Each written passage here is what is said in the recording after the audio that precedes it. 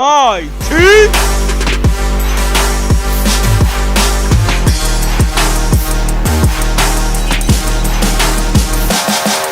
Everywhere we go, people wanna know who we are. So,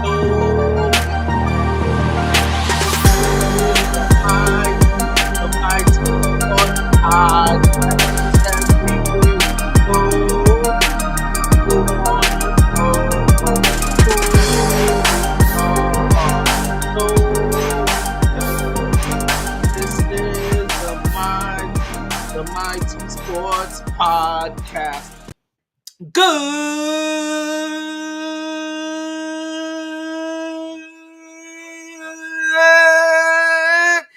evening and welcome back to another edition of the MyT Sports Podcast. I am your host, the one and only Talon, the 17th wonder of the world, Taylor. It is another In Fuego day in the hottest city in the world. It is officially October 18th. It is Wednesday. It is hump day. Highs today were 86. Current temperature right now is 72. And boy, do we have a big show for you guys coming up today. We got the crying Cowboys to get into. I got a Blue Chew promo code for you guys. You know what? Let me tease you real quick. I got a Blue Chew promo code coming up for you guys. Teaser alert. Hope you got that. But I'll drop another one a little bit later in the show.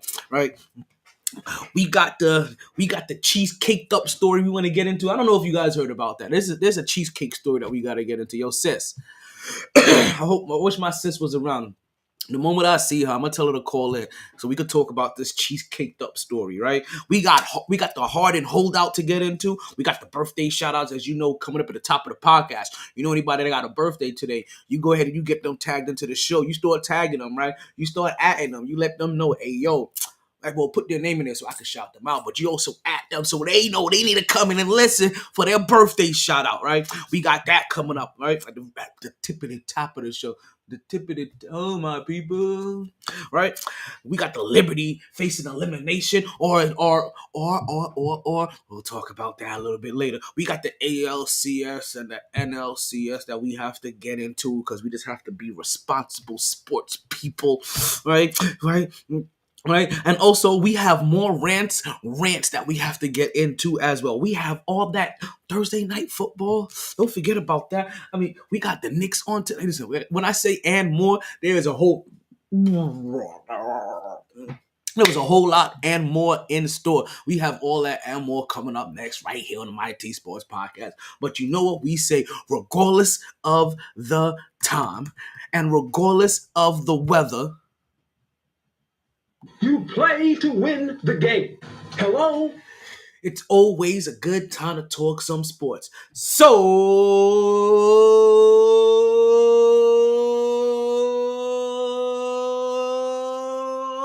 let's start talking. Woo! Back at it like a sports fanatic. MyT Sports. I dressed as Tyrone Biggums for one Halloween. Let's let you guys know. Like, I fully dressed as Tyrone Biggums. I want to ask you guys, have y'all guys heard about the cheesesteak story? Listen, anytime I see somebody else pop up, I'm gonna ask you guys, have you guys heard about this cheesesteak story? This cheesecake story? I want to get into that. Yo, how y'all guys feel about that? First date, Cheesecake Factory. Pull up. You know what I mean? You and who you're trying to make a potential as your new boo. She's like, nah, fuck that. Shorties, you okay with this? I want to know. Like, you believe it or not, out of all the things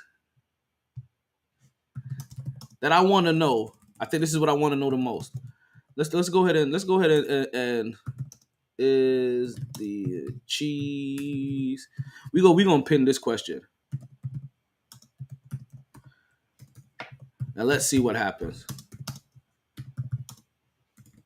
Is the Cheesecake Factory a good place for a first date? She said, what? You brought me to a chain? Like, yo, you know what's funny? Because there's two parts to this, right? It's some weirdo shit.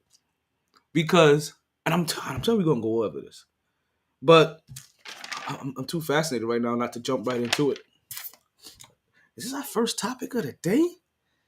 Are we letting this supersede? Nah, I'm gonna let this stew for a little bit. All right, but the fact that Shorty was so animated on on neglecting the Cheesecake Factory, I'm like, damn, really? When I know there's also a part of me that if she would have been super impressed by the Cheesecake Factory, I would have been like, "You simple bitch," like, you know what I mean? Like it's weird, right? Like you can't like in a situation like, yo, you the motherfuckers can't win. Motherfuckers really can't win. All right, so we got these two. So we got this pinned for real, for real. Is the Cheesecake Factory a good place for a first date?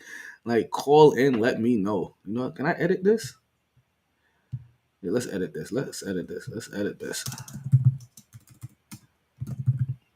Comment or call in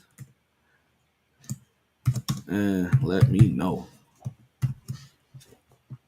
All right, bet.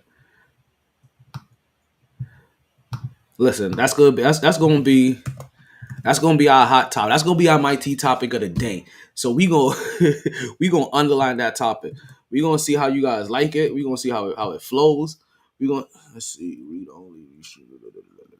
Okay, okay. Let's get into all those motherfuckers. There we go. All right. I can unpin this one. We're gonna pin this one, and then there we go. And now we can move on with the podcast. Yo, you know what? I think I know what I'm gonna do next time. I think I'm gonna create a whole folder for podcast questions. So I have this already ready, and I can just go in there. And just copy and paste. I'm on my Jamaican shit right now. I made some oxtail, and it's something about us islanders, right? Us Caribbean folks, that when it comes to food with grizzle, cartilage, you know what I'm talking about.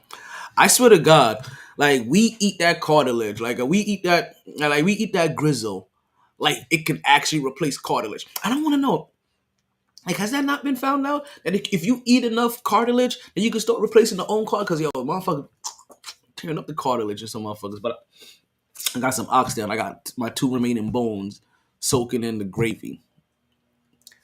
If you Caribbean, you kind of know what's going on here. If you're Caribbean, you really you like when I say you kind of know what's going on. I mean you really know what's going on here. Like we on some big man shit.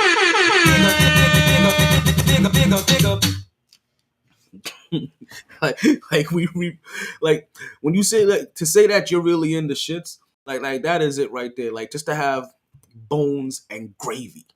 But like yo, that's all I want, brethren. Like me have that right now. I mean, just go like numb on the bone. I'm gonna finish up what we have here, right? And just relax upon that. Pause, because I just realized there's no way I can say what up.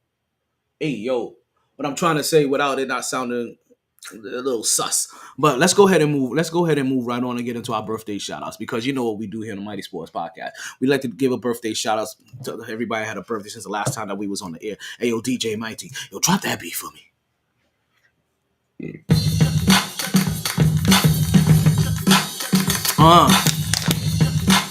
Take yourself a water break. Get yourself a shot of something, right? Roll up your joint, right? Pack a bowl. Do something. Oh, it's celebration time. Let's get it. Because, yeah, it's your birthday. We said it's your birthday. It's your birthday. It's your birthday. It's your birthday. It's your... But because it... But because it's your... But because it's your birthday, we sing happy birthday. Happy birthday, happy birthday, happy birthday, happy birthday. All right, we only got birthdays for today because we did a podcast yesterday. So normally we basically what we do here is we give a birthday shout out to everybody that had a birthday since the last time we was on the air. Last time we was on the air was yesterday. We did a show Tuesday. For all my regulars, it was wondering where we was at Monday. I was actually relaxing once. I was actually at Shorty's where we're going to start doing the podcast that regularly. Right? Shout out to Shorty's over there on Royal Palm and Pine Island. Right? Coral Springs Drive, whatever you like to call it. We was over there scouting the space shop because we're about to bring the podcast back over to Sharkies, but not on Wednesdays anymore. New Nights is gonna be on Monday. Same show, new day. Same show, new day. Same show, new day. New day, same show. But let's go ahead and start giving a birthday shout out to everybody that had a birthday. And the birthday's on today. So this is happening right now live. Want to give happy birthday to Samuel Conyers, right? Samuel Conyers happens to be a fantastic young wrestler that I met while working as the ring announcer for Platinum Pro Wrestling. Want to say happy birthday to Samuel. And I'm telling you guys, if you're looking for somebody to hire, a high flyer, right? Ear denier, death defier, somebody to bring in the crowd, rile them up, where we playing face or heel and represent your franchise or your company, your organization or your brand, you call Samuel, right? You hit him up with his DM, as professional as they come. And when I say and entertaining to boot, he is the man to call. Hit him up. I'm telling you, you'll be impressed within the first 45 seconds of watching him wrestle. Also want to say happy birthday to Sarah Joy, right? That's one of my homegirls, Sarah Joy. Happy birthday to you as well. Now, I'm going to let you guys know, right? If you guys have not already gone out and liked the MyT Sports page, like the actual MyT Sports page, whether this is Facebook, Instagram, Twitter, Twitch, Pandora, Amazon Music, Google Podcasts, wherever we may be. If you haven't done it, then what are you waiting for? Especially you Facebook people. Because Facebook is where I get my birthday shout outs from. So when I go to the MyT Sports page and I get ready to start hacking you, and it can't find you easily, then I'm like, hey yo, this person not following the page? Are they not subscribing? Are they not getting that little bing bong so that they can get that notification? Are they not hitting that little notification button so they can hear that bing bong every time the week going on? Because I got it on my phone and I see it. Go on, bam. MyT Sports Podcast is now live. We are in your city. Right? If you're not, you are wrong. Because I'm telling you right now, if you're not liking the page, you should be getting these birthday shout-outs. I'm going to start restricting these birthday shout-outs. I'm going to start having the birthday shout-outs hostage. But for right now, you still get them. So to Samuel and to Sarah, we want to wish you a happy birthday. We hope you party hard. You enjoy everything, especially since it's hump day, right? And you regret nothing and get your squeak squeak squeak squeak squeak squeak squeak squeak squeak squeak squeak squeak squeak squeak squeak. Take that. What's my name? Whose is this? Squeak squeak squeak squeak 'em on.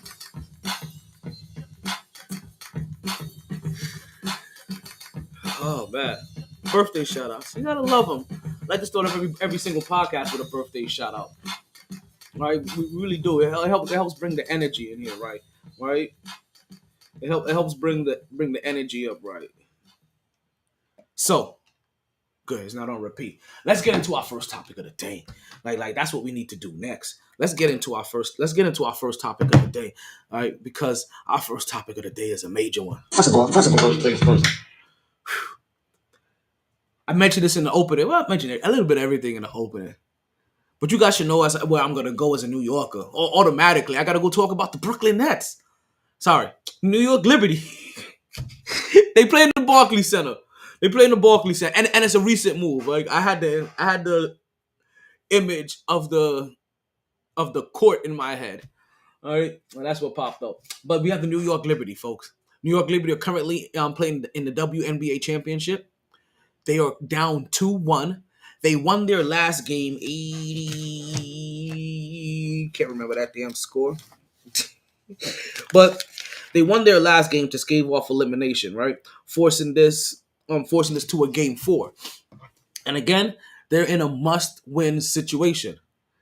WNBA championships are only a 5-game series. So 90, I think it's some crazy number, right? If not 100% of the times. I want to say it was something crazy like 97% of the time or 98.6% of the times. Whoever goes up 2-0 in the WNBA finals generally ends up winning the NBA championship. New York Liberty are trying to be one of the first ones to debunk that. One of the few, I want to say the 100%. If I'm saying one of the first ones, that's what stuck in my head as the fact, as the end punchline.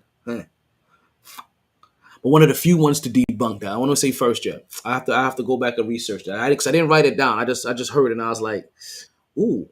And I looked it up. I was like, ooh, and I didn't write it down. So I heard it and I saw it, but I didn't write it down. You know what I mean? The three phases of learning. So again, welcome to the Mighty Sports Podcast. What we call it, this is a life pod. Listen, this is sports comedy at its best, right? This is a life podcast that revolves around sports. Don't think that if you hear for the heavy sports sim, just sit back and relax and enjoy the show. Call in when you get a chance, right? We got the call in line through the Podbean app. Links are in the bio if you want to call into the podcast. There's 3 ways to call into the podcast, right? If you know me personally, you can call my phone number. Phone lines are open. Call it. If you're watching through the behind the scenes cam with Instagram, you can call it through the Instagram line as well. Right? Just ask to join the feed. I'll let you in. It's behind the scenes. Ain't nobody gonna see you, but they'll hear you. But if you want to be heard properly, right, fully properly, then you call into the Podbean app. You get the Podbean app, you download that, then you go to the live section. Bam, you join the podcast. Now you're listening to the podcast the whole entire time as well. Listen to it, you can watch it, watch it, but you need to make sure that you have yourself some headphones, some good plug-in joints, right? And make sure you take off the podcast. Like you're calling to any regular radio station. You don't need to hear yourself while you're on the air. All you're just gonna do is cause this weird echo effect, this back and forth reverb. You guys have been doing this long enough. You're adults. Just act like it.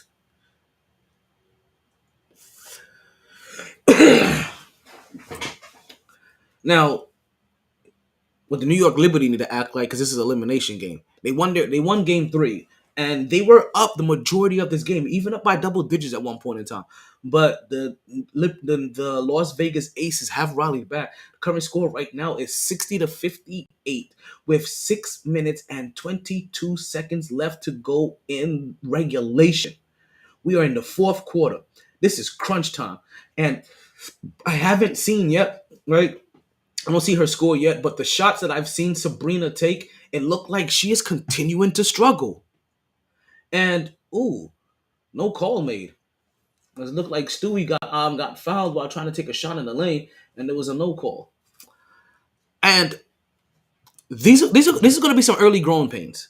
This is this is really going to be the early growing pains portion of being in the final, and this being your first time there, is that really the only people with championship pedigree, if I'm not mistaken, is Breonna Stewart and Jonquel Jones. I have to look at Bitnaji and see if she has see if she was on any previous team, and if she had won any championship before. But I thought the Liberty drafted her. And maybe Vandersloot. I think Vandersloot may have won a championship somewhere else before as well. Now, they're now trading buckets back and forth. The game was just tied 60-60, but as we see, why am I forgetting her name suddenly? It's like I'm forgetting all of these names suddenly.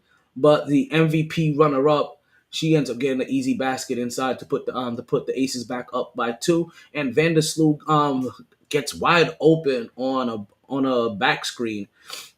Bitnaji Laney, right, on a back screen, and she ties up the score 62-62. Becky Hammond, coach of the new Las Vegas Aces, she calls a timeout with 4 minutes and 50 seconds left to go. At least where I'm at. Sheesh. Right. Oh my goodness. Like, this is a lot to unpack. I'm telling you so much. I was so tied into this game that I completely forgot that the New York Knicks were actually playing tonight as well. And I know what you're saying, yo, T. Like, are you serious? It's just a preseason game. Have you not been with me for the last 9 years? If you're not, welcome to the show. I'm a sports fiend.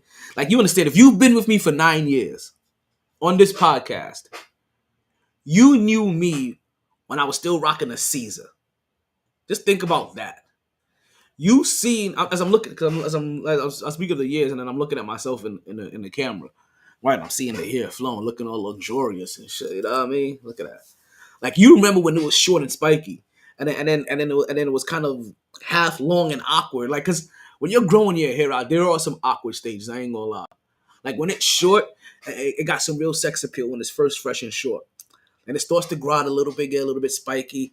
You get some ruggedness to it. That still looks good too. And then it gets to a weird length where you're like, I really got to get this upkeep right, because it can look kind of like it could look kind of choppy on any given day. And then you get shoulder length, and then she's like, "I with my head back and forth, I with my head back and forth, I with my head back and forth." And that's what we're seeing right here with this New York Liberty game and Aces, this Liberty and Aces game. As you're seeing these ladies hustling up and down the court, you're seeing their hair going back and forth. What I call this ponytail sports. I call this ponytail superstars. For real, for real. Like one of the things I've always wanted is a silhouette of somebody like a woman like doing a dribble like this with her hair up in a ponytail, but you see that motherfucker fly right with her. Okay, let's get back to this. Let's get back to this finals game. Now, while the New York Liberty are trying to scave off elimination, the Las Vegas Aces are trying to repeat. If you guys remember, the Las Vegas Aces were last year's winner as well. And if game game 5, if necessary, is going to be on Friday. Oh, shit. Wow. So we're going to be on the air.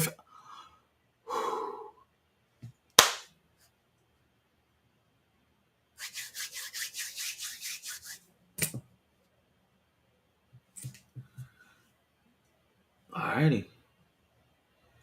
You got Plum on the line right now. Look at Plum. You know what it is about Plum? She got that lip curvature shit. She got that right there. I think this is this. She got that Angelina Jolie,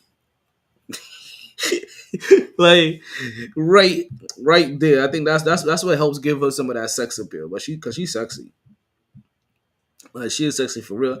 If I'm not mistaken, she's the one that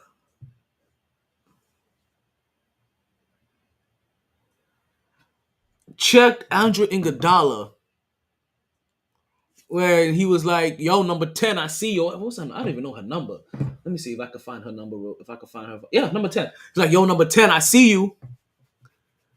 And she was like, "Yo, my name is Kelsey Blah. Put respect on my name. Don't bother me at all." And I was like, "Yo, just want to say I see you. Like I see you like game wise. Like okay, but I guess you know." Always trying to make when people are in that portion where they're trying to make sure that they consistently earn their mark in this world, they tend to get a little over sensy sometimes. Are we gonna? And she approached it like that. Listen.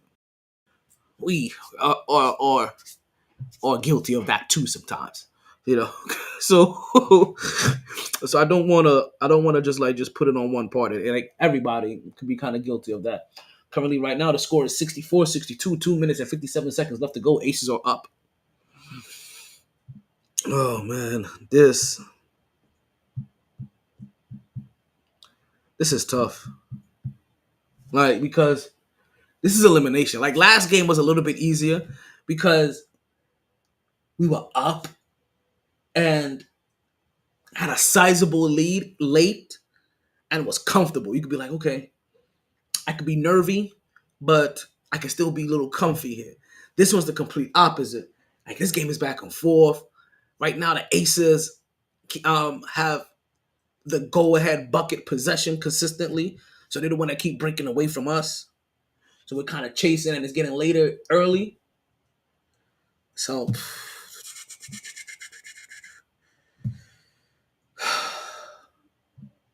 it makes it kind of It does make it kind of nerve-wracking because I'm like, I'm not even gonna speak it into existence. It just makes it nerve-wracking to watch. I don't want to speak it into. I don't want to speak any negativity into existence. But I'm telling you right now, they're making the nerves work for this win. Let's put it that way. They are definitely making the nerves work for this win. And man,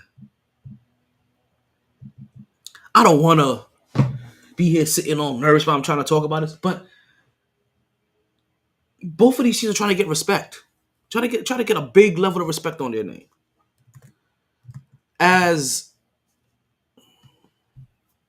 the Aces are trying to repeat, Breonna Stewart is trying to do something that's never been done. Because if I'm not mistaken, the New York Liberty has never won a WNBA championship. They've made it to some WNBA finals, but I don't think they've ever won. I think the closest they ever came to winning was when they had Rebecca Lobo. I think that's the last time they went. You understand? Rebecca Lobo was around when Houston still had a team. Rebecca Lobo was playing with Swoops and Lisa Leslie. Like that's how long it's been, right? So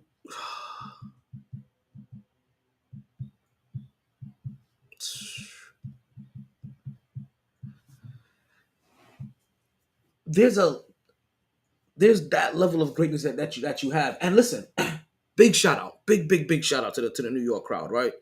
And them showing up and them being lively. And there goes Rebecca Lobo right now with Ryan Rucco, right? They call it WNBA Finals, and respectfully so, right? I forgot that Rebecca Lobo was on the broadcast team. Respectfully so, she should be, as Ryan Rucco should be as well. And Ryan Rucco's getting promoted. If I'm not mistaken, Ryan Rucco's getting promoted. Part of that, Jeff Van Gundy, Mark. No, I don't think they got rid of Mark Jackson. Maybe they did, maybe they didn't. But with all of them guys getting fired as on the broadcast team, a big portion of that. Look at her bully her way in. Jonquel Jones is a beast. We're talking about bedroom. We're talking about Peyton Bully for real.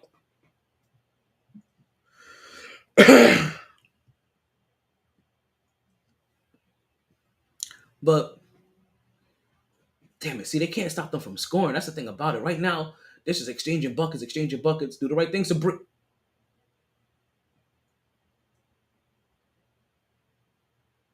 She turned the ball over.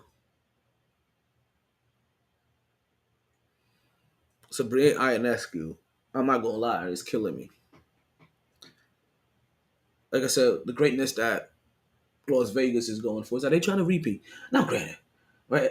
Teams have repeated. That's how you know it's real. Right? But teams have repeated in the past. But they're trying to get their repeat on. Like that's what they're trying to do. And when they got, hey, Miss Parker, Candace Parker, when they got Candace Parker, it was almost a foregone conclusion that they were going to win this chip. So the fact that right now that this isn't over, you still see this fight. It's a 2-point game. There's 2 minutes left. I mean, Aces have the championship pedigree, and championship pedigree matters when you're trying to close a team out. It really does matter when they close a team out. Again, what I was going to mention, kudos to the Brooklyn or to the New York Liberty fan base, right, for showing up, especially after who was it? Mike Wilburn, I think it was. Was it Mike Wilburn? Yeah, he ended up calling out the fans for being lethargic, right? Called out the arena for being badly and the way it's shaped for acoustics, it is kind of off. It's not shaped like the Garden. The Garden, the sound travels down up.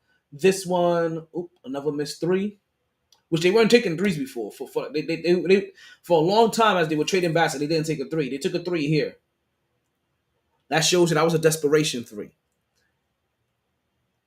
And they could have gotten a nice easy two still, and try to work this defense. But they haven't had. They can't stop Asia Wilson. That's what I'm thinking about. Asia Wilson, the MVP runner up, as she makes another fadeaway shot. Is that Coach Daly? Damn it! See, if this was any other team, I probably if Aces were facing any other team, I probably would be rooting for them to repeat.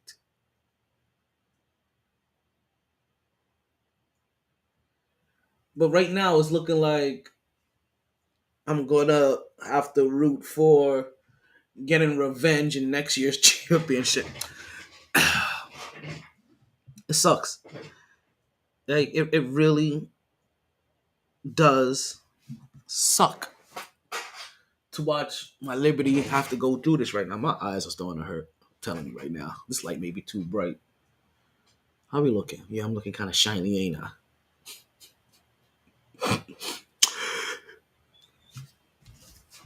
Let's move on. All right, because we're not gonna go anywhere when it comes to this Liberty game. We really not. We'll be here back and forth. We'll be here back and forth until the end of the game. Like you said, we'll be in here. We'll talk and we'll be talking about it. But right now the score is 70-64, and I'm telling you, this is where and You see the very moment that they messed up at, right? We're not even talking about this on Friday. You saw the very moment they were messing up. They were going back and forth, going back and forth. I told you this was going on for about like 3-4 minutes or so. Just like the 6-minute mark, they've been going back and forth trading buckets, with the Aces always having the go ahead bucket and the Liberty kind of chasing. At the moment, Vandersloot. Oh boy, that bitch is so clutch. Right? And at the moment that they just needed another smart play, you saw Sabrina kind of dribble into traffic. And as you hear me saying, like, do the right thing, do the smart things. I was hoping that she didn't force a shot or force one of them wild 3-pointers. She tries to pass the ball to Jonquil Jones. Oh, Vandersloot with the steal.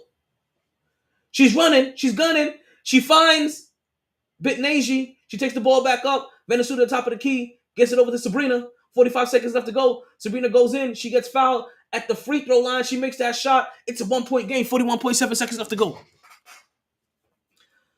And that's probably the biggest shot she's made all day because she's been struggling. She's been struggling all series. You saw that she's the reason why this lead and this level of urgency just arose suddenly in the final 90 seconds of this game, because she threw away the ball when she's trying to get a pass to Jonquil Jones on the perimeter. Right, Jonquil Jones just running down the perimeter, just threw the ball behind her. Next play down, Breonna Stewart takes a three, and I kind of thought that was a desperation three because they've been trading twos this whole entire time when it was back and forth. Should have put that ball back in there and just traded a two. Right now, when the urgency comes in, you see it's a 6-point game. You see Courtney Vandersloot, the person that should be taking these clutch threes, because oh my God, Sloot is one clutch slut. Like she's a slut clutch. Like she is a slut for clutch moments. She is a clutch slut. She comes up with the big 3-pointer. But after that, on the other end, she picks the pocket of Plum, comes down, gets the ball up to Sabrina Ionescu. Right? Defense is too good. They've been stifling her all game. But she gets the stop at the top of the free throw line. She pops. Bam. It goes in. 2 in the rim. And 1 through the net. I told you it was going to be back and forth. I was going to try to talk about this James Harden scenario that's going on. They have the ball. She's getting double team. Plum has it. She gets the ball over to an open shooter for 3-point. The ball goes in and out. What the hell happened?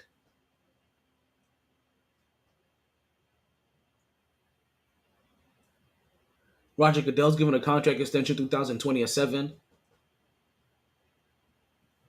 Speaking of extensions, we're going to talk about somebody that needs an extension just a little bit. So, what I'm thinking is happening without any sound. Aces still have the ball. 3 seconds left to go. I think Becky Hammond called the timeout. If I'm looking at it, Becky Hammond called the timeout. They were being stifled on that play. And they was going to end up taking a bad shot, and they did take a bad shot. And it would have been New York Liberty going back down the other way, being down by 1 to try to take a shot to put them up and try to win this game. She took a timeout with 3 seconds left. Becky Hammond, that's the thing about it. The Aces are so talented, and then the coach that they have, and then they got Candace Parker. Candace Parker's not even playing. You understand? Candace Parker's about to get herself her 3rd ring and not play 1 game in the finals. Not knocking it, right? I'm bigging it up. All right, let's make sure we give that its proper. Big up. She's gonna get another ring, her 3rd ring, and not even play 1 game in the finals.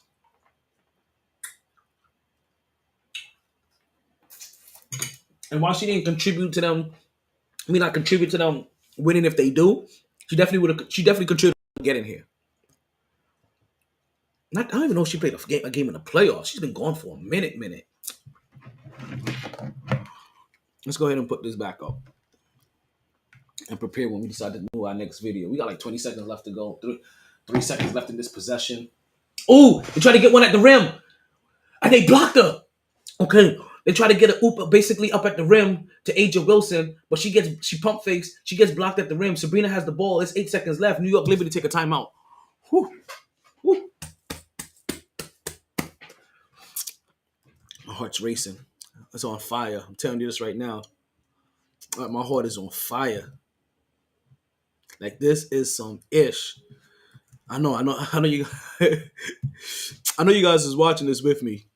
I don't know if you guys is watching this. What's going on, MJ?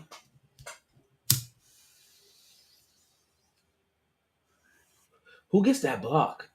Is that Stewie? Stewie with the block. So they got the inbound pass, right? And I don't want to say I call it basic an alley oop because basically it was a pass directly at the rim. That if she could have caught in rhythm, it could have easily been a layup alley oop. But she catches it, doesn't have the clean look in rhythm. Pump fakes. She gets. I don't know if it was Sabrina or Vandersloot, but it was one of those. It was one of those ponytail ballers. She got them jumping through the air, the miniature ones, all right, the blondes. she got them jumping through the air. Then she went up again, and that's when she got blocked by Stewie. One possession left. Either go hard or go home. Do we got some music for that?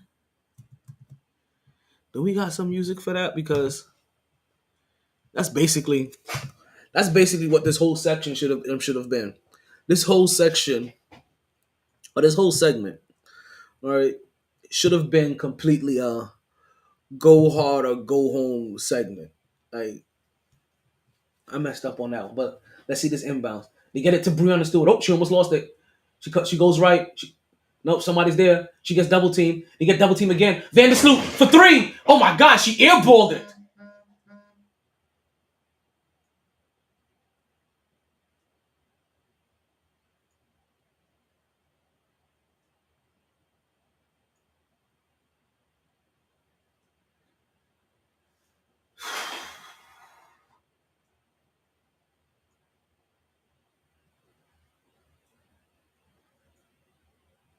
Yo, so there's somebody there with crutches on, and as they met in the middle of the pile to go jump on each other, Shorty ran in there with her crutches and threw her crutches and jumped in the pile. So this is the first back-to-back champion since 2001, 2002. Okay. I don't know why I thought Seattle had some back-to-back championships. That sucks. I ain't gonna lie. When you put the ball in Vandersloot's hand, right? When you put the ball in Vandersloot's hand, you generally expect good things to happen. I'm not gonna lie. When you put the ball in Vandersloot's hand, especially on what's generally a wide open 3-point shot, you usually expect good things to happen. She's a clutch shooter. You heard me bigging her up earlier, but that shot that she just took, that shot right there, oh no. No. That wasn't it. That was not it at all. Go hard or go home segment today. Go hard. No, you have to go harder than that.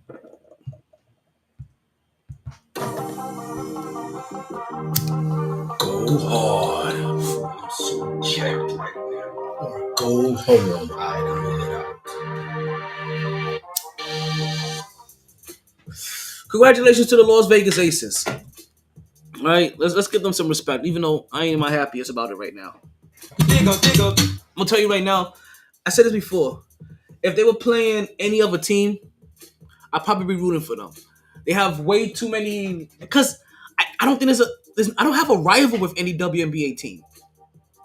There's not a single WNBA team out there that I could be like, yo, I don't want to see them win. Yo, I can't stand them. I don't have a NBA. I don't have a WNBA rival. I love the whole entire league and I love my team.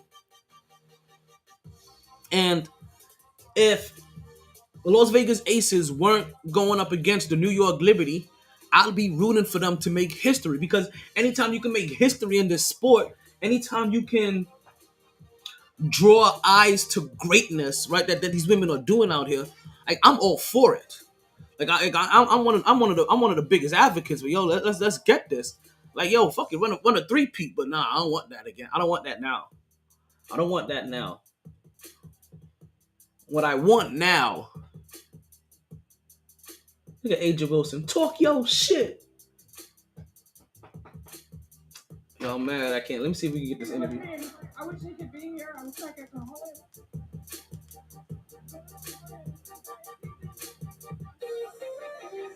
Look at Asia in the balance, up like a cloud. Yo. Yeah, like no, but like I said, if they're playing any other team, I'm rooting for them. If they're up against anybody else, I'm rooting for them. It's only because they're playing my Liberty. Why I can't be more joyful about this moment for Las Vegas. Because I've also loved what's been going on with Las Vegas. I think I've actually mentioned this. If I didn't have a team, Las Vegas would probably be my team. Because I love what has happened with Las Vegas since the moment they've had a team. The Las Vegas Aces have been one of the few franchises that from the moment they've had their team, like took it 100% seriously. Treated it like a professional. Went above and beyond for the perks, the bells, the whistles. You forgot at one point in time they were owned by the MGM group. So during their halftime, they had Cirque du Soleil. They had all kinds of performers coming through their halftime show. Like their halftime show was literally like a mini Vegas performance. They had some real shit going on there. When they sold it to Al Davis's son, Hank Davis, whatever his name is, Spank Davis, right? Bubba, let's just call him Bubba Davis, right? When he gave it to Bubba Davis, right? They made it a point that he was going to continue to work on the progression of this team. And when he came in, he did that. And when it was just the progression of this team, he also made a hefty financial investment into the sport overall. So Las Vegas Aces is kind of like my second team. Not gonna lie, they kind of like my second team. Like I really do love them. I really do like what's happened with them this whole entire time. So I'm saying like, yo, if they were playing any other team, I am uberly ecstatic for them. But they're playing my Aces. And I mean, they're playing my Liberty.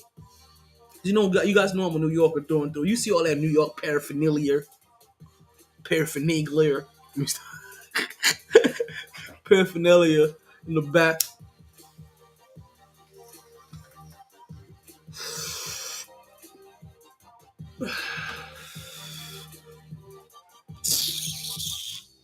I wonder if the New York Knicks are still playing. That's probably over too.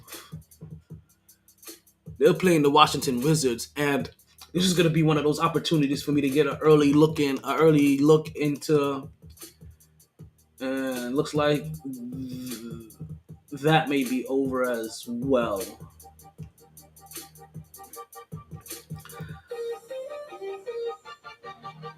Roger Goodell 64 agrees to an extension. Congratulations to the Las Vegas Aces on becoming the 2023 to 2023 WNBA champions. Big up, much love. Dig up. Cleveland! This is for you! I just wish it wasn't my New York Liberty because I can't be biased. And the New York Liberty, I hate to say it, but you have failed this city. You have failed this city. But for the people in Vegas, I guess they're gonna keep this tradition, right? Because was it them? It was them last year, right? Because let me make sure I'm saying this. Because whichever Vegas team has won a championship recently, was it in hockey? It was. We know it was not NBA. We know it wasn't NFL. I don't think baseball has a team there yet, so it had to be hockey. that they won a championship there recently, and they had their parade. Was it? I know it was on the strip. Was it at night? On the strip? I'm trying to remember what the last parade was. So if they do that again, like that parade is gonna be fire. So while New York Liberty, You have failed this city. for the Las Vegas Aces, There's a parade inside my city, yeah. they about to have a parade inside their city.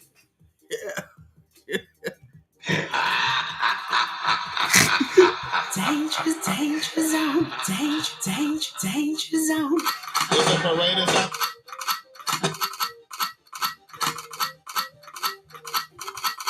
There's a parade inside my city, yeah. Ooh, my baby. You have failed this city. Mr. Limited. Oh my god.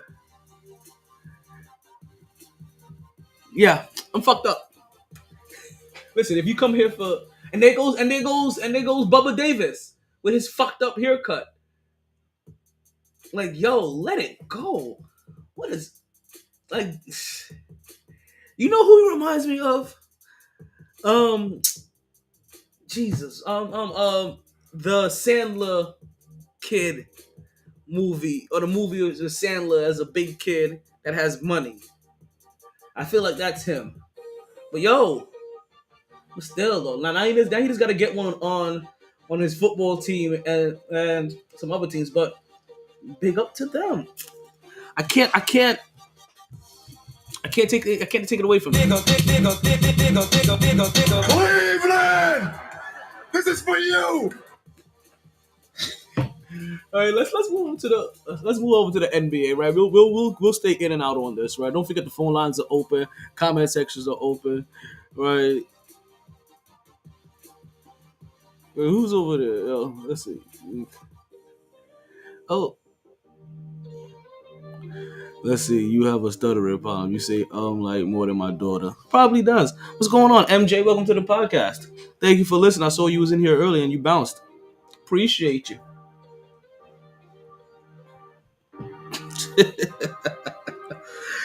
So let's move on, right?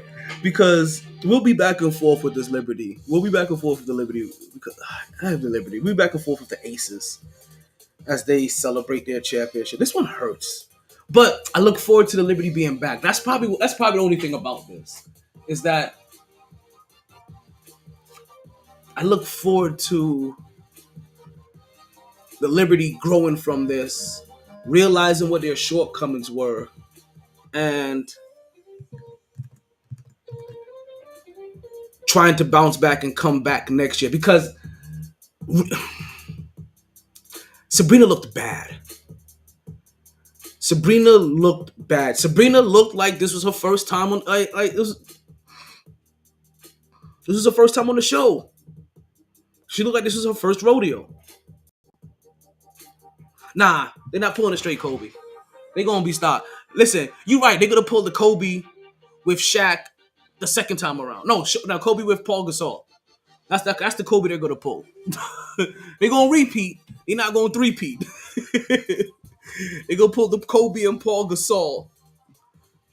Sabrina and is about.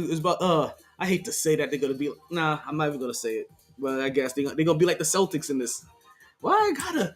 Jesus, all the teams that I hate. But that's the only thing you can look forward to as a Liberty fan right now. Look forward to the growth. Right? You know that Breanna Stewart is still gonna be here balling. If I'm forgetting her name. How am I forgetting her name? If Jonquel Jones comes back, she's always a double beast. Convince Vandersloot to come back. I'm not sure what her contract looks like. You keep her in her clutch shooting, her hustle. She's really all heart. But what's really gonna matter here is the growth of Sabrina. If Sabrina can't grow, then this team goes nowhere. If they make it to the if they make it to the finals again, to the championship round again, and Sabrina's looking like this again, looking like she's overpowered, she can't get past bigger defenders, like she's too slow. The only thing that she has going for her is her jump shot, and that's basically it. If that's what it looked like when it comes to those clutch moments, then we gonna fail. We better hope that we catch one of these big bodies. You know what I mean? One of these big body point guards is coming out in the draft. Because if not, and if Sabrina doesn't evolve, because that's what it is. I mean, high IQ didn't show though. That's the thing about it. How basketball IQ didn't even really show in the finals. It looked like she was overwhelmed. Looked like the moment was too big for her. That's why, for somebody that's talented as her, and generally, I would compliment her IQ. It just didn't show here. That's how you realize that. That's when you realize at times that this moment, first time here, the lights are too bright. The aces were too overwhelming. Their guards were too big. Sometimes you have to realize, like, yo, I gotta get bigger. I gotta get stronger. I gotta find a way to get faster, get craftier. I may not. While my skill level may be good enough, I may not be physical enough for what I thought what were the NBA finals. And that's also it too. Finally, understanding what it really feels like in NBA finals, because they beat her up. I've been watching. They beat her up. Dribble drive was eliminated, completely eliminated. She could not get past her defenders. And normally you see her with a couple of blow-bys. Thought she had a decent first step. If you judge her based off of these finals, she has no first step.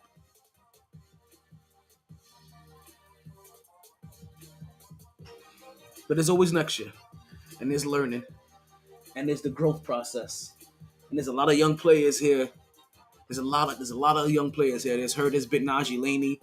Right, like I said, they're gonna get somebody else through the draft. There's a lot of young players here that is gonna learn from this experience.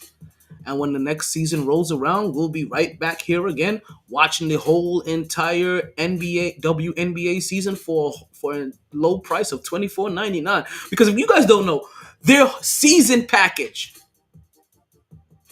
for the whole year, is $24.99. So you have no reason just to go ahead and buy their season. Like, even if you don't watch a game, right? Give them some support. Go shoot some money their way. You know they always crying about being underpaid. Go shoot some money their way. Like you could spare $25 through a course of a whole year. I spend that on water. I spend that on beer. I spend that on seasoning.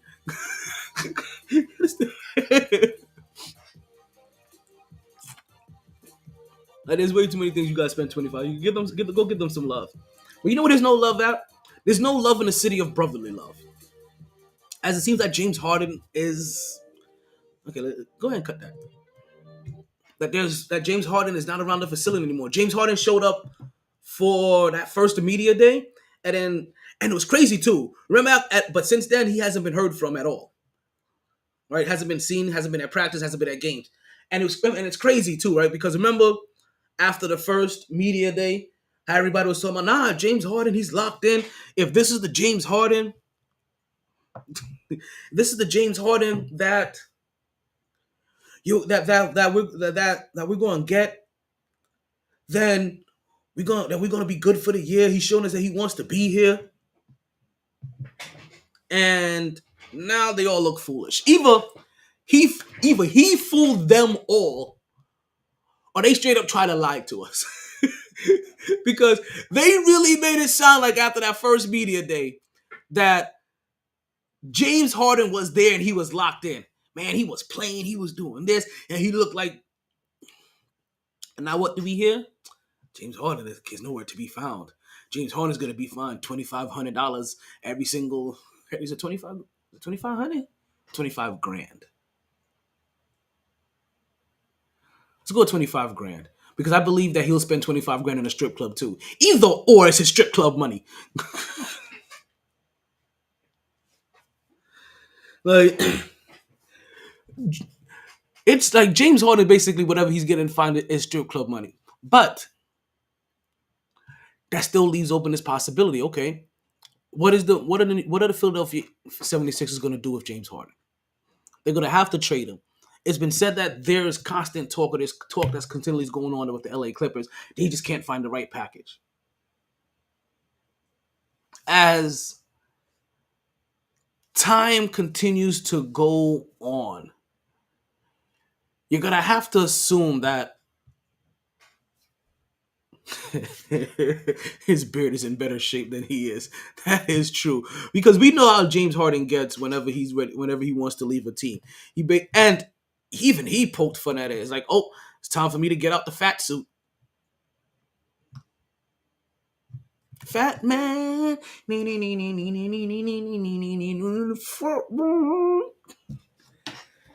So they're still in talk with the Clippers. We gotta have to assume that as there's gonna be a couple of flashpoints. First one is going to see if you could get him traded before the season starts. As the season begins, if we see that, okay, he's still steadfast on not playing for this organization or playing for this coach, playing for the GM president, whoever, I guess you're going to start saying, okay, how long do we have this talent just sit out when we can get something for him? And then eventually you're going to hear that, okay, either they are forced to accept the Clippers package or the Clippers are forced to bring a third team in. Because that seems like one of the trends lately with a lot of these stars. When you start hearing, oh, the package isn't right, then it starts realizing that a third team starts coming in with the right package. And next thing you know, we're talking about doing billboards for Calvin Klein. Good packages.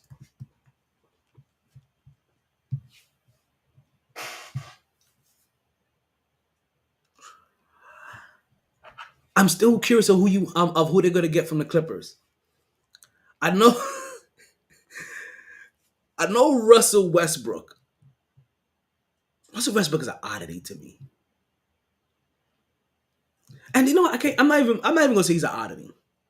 I heard the Russell Westbrook rant recently of name me 64 people better than Russell Westbrook in the league. Better than Russell Westbrook last year, maybe. Through all time, there's not 64 people better than Russ. But are we getting triple-double Russ, where every time that can get a triple-double basically every other game, and every time he got a triple-double, his team won 75% of those games? Are you getting that Russ? Because that's the problem with having Russell Westbrook. Right? Like, that's probably the problem with Russell Westbrook. It's not that he's no longer dynamic. He no longer has the freedom to be as dynamic as he needs to be. When there's always truth behind some numbers. Some numbers don't mean anything, and some numbers do. Right? When James Harden was putting up his points, and people called him stat stuff, and I told him, like, no, listen, if his team doesn't win unless he puts up XYZ amount of points, then it's his goal to put up those amount of points every single game because it gives his team the best chance to win. People call Russell Westbrook a stat stuffer. Russell Westbrook to this day to me is the only point guard that we hear that he gets criticized for getting rebounds. Every other point guard in history that could credit their team by also getting rebounds at a high clip was praised and rewarded. Russell Westbrook, criticized. When Russell Westbrook was going through his triple-double tour, the numbers were real simple. And this is also the reason why you could perfectly understand their winning percentage. When Russell Westbrook put up a triple-double, his team won 75% of the time.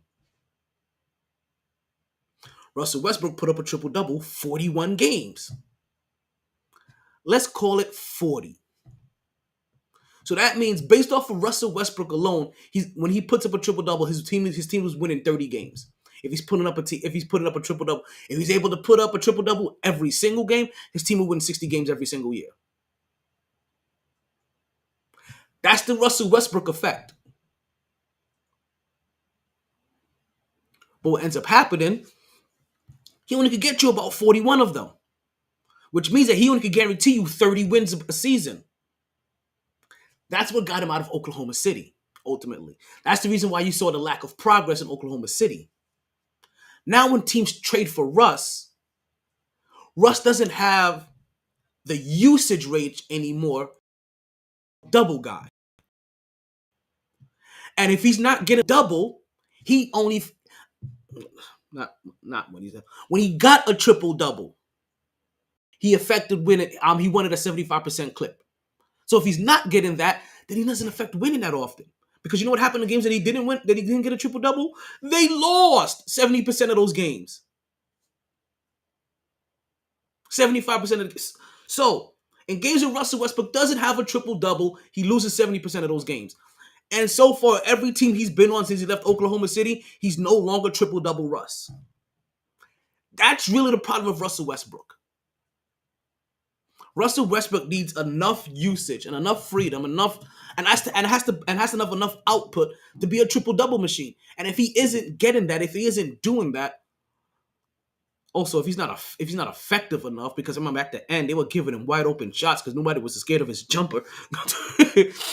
But you know, that shout out to Patrick Beverley for injuring his kneecap. Because honestly, Patrick Beverley is the reason why Russell Westbrook has a short career.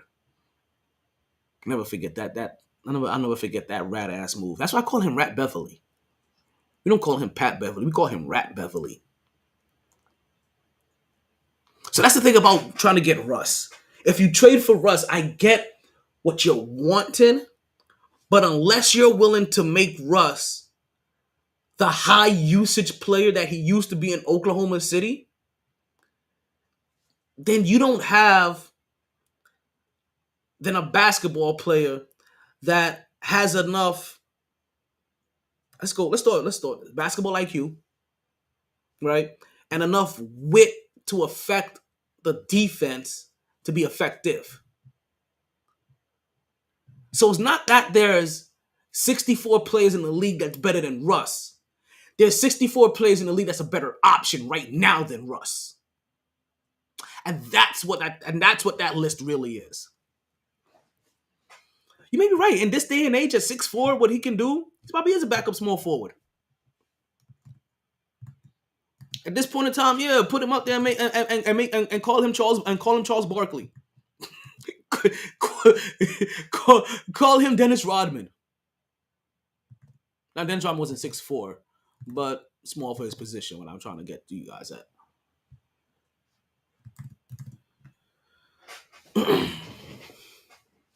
Because at point guard is not going to work. He doesn't have a shot enough to be a shooting guard. You have to take him out of a shooting position, just put him in a basic dribble, driving, kick position. Allow him to get rebounds and go. But he's still the only guy here to get criticized for rebounds. Like stop the Russ hate. If you put up every time you put up a triple double, you won 75% of the times. You would try to get a triple double every single game. That's what Russell Westbrook did when Russell Westbrook was cooking. Now everybody named Russell that cooks, their cooking is the blandest shit ever.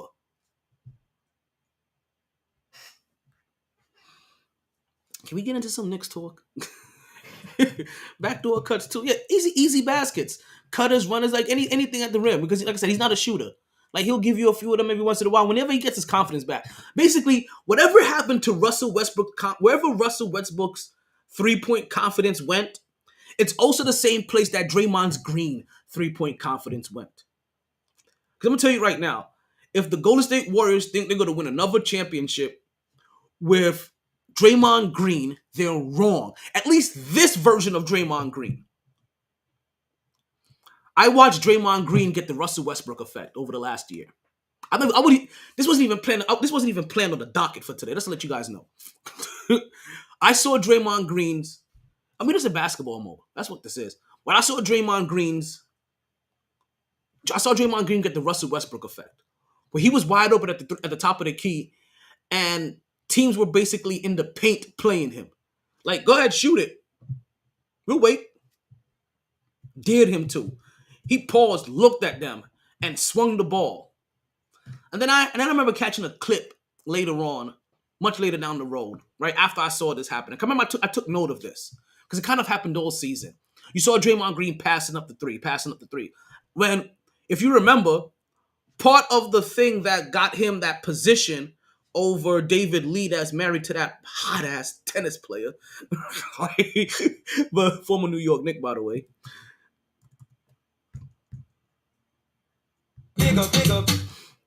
Right, was that not only was his general basketball IQ and his mobility, but also his willingness and capability to hit that three.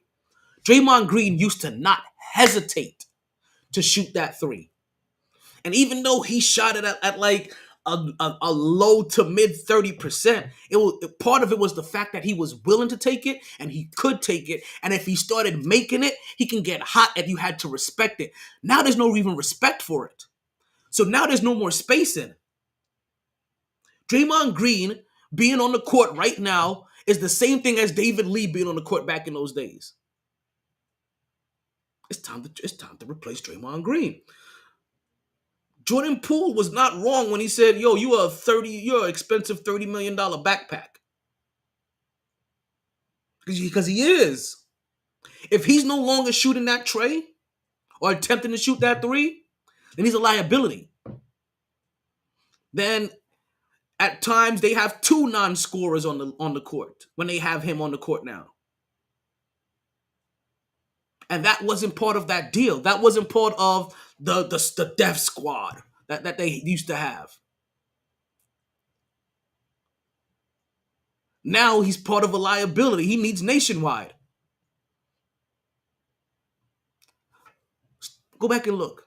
Or just wait till this year. In the games that mattered against the good teams, at least the teams are already in the know. Draymond Green gets that ball, there's no longer pressure. At the top of the key, they fall all the way back. They clog the paint. Shoot it. Go ahead, my boy. And watch how often he passes up a wide open three. That's what I meant to say. In an interview that he had, he came out saying that if he doesn't feel confident shooting that three, why is he going to shoot it? Right? That's just, why would he take that? Because you have to. At some point in time, even when you were young, right, or you were trying to take somebody's spot before you thought that you earned enough clout and respect in this league that you could punch motherfuckers in the face and not have to take the shots that you need to do and worry about losing your starting position. There was a time when you took that shot because you knew that that you had to force the defense to respect that your shot, even though he was only making it a 30% clip. They had to respect it. Now they don't have to respect shit. Now the Splash Brothers are over there waddling over there in the pool. They struggling because you don't know how to space the court properly anymore. Because you don't do your job anymore. If the Golden State Warriors they go to a championship with Draymond Green as a focal point of this, I love me some Golden State Warriors. I love me the Golden Child and his Splash brother. I've been a fan of this squad. No hatred whatsoever. But if they think they're going to try to get another chip, this ain't happening. He took a dick pic but can't take a three.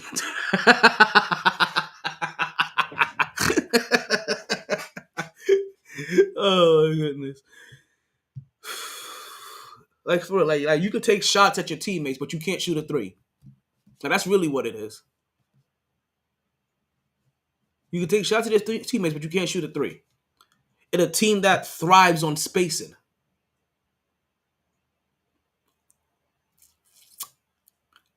It sucks that they lost their center because if Wiseman was worth anything, he should respect. He would have respectfully took Draymond Green, but again, he had to be somebody that had to work on his shot and respect and be respectful. But again, at this clip, at that point, just be 30%. They'll respect you enough at 30%. You shoot 30%, 32%, 33%, make a third of your threes. It's enough for them to close out on you as a big man that don't really shoot. beside the Splash Brothers is enough. And that's all they need is the space so you could kick it out to them so they could dribble drive. Because now what happens in a on a team that thrives over perpetual motion, because we know that Stephen Curry runs more than Forrest Gump every single game, right? So on a team that thrives on perpetual motion, part of that perpetual motion is easy back screens and back cuts, right? Taking your man off the dribble, coming off a screen, and you see Stephen Curry getting an easy layup. Those are missing from the game now. Now you're taking up the option for easy layups because nobody respects Draymond's shot, and it goes even further. Not even the fact they don't respect it, you won't even take it, you won't attempt it, you won't shoot shots. And what did the greatness say himself? You miss 100% of the shots that you don't take.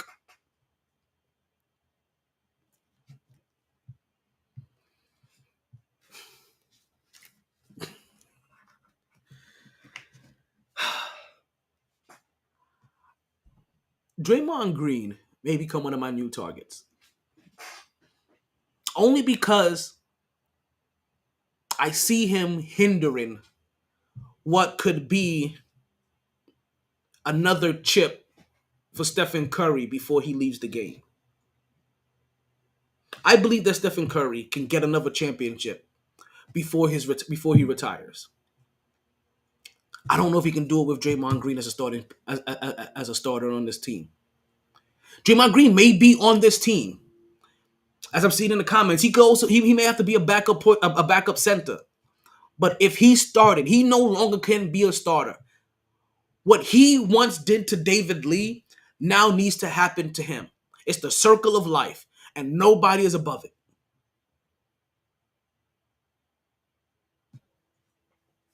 It's a doggy dog world.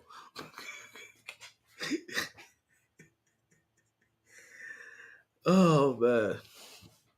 Speaking of dogs, let's get into my Knicks a little bit.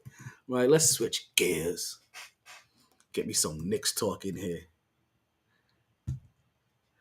All right, because that's too loud. That's too hot. That's too hot. Bring that down. Bring that down like 5 notches. That's better. You know, we got that Knicks talk. That Knicks.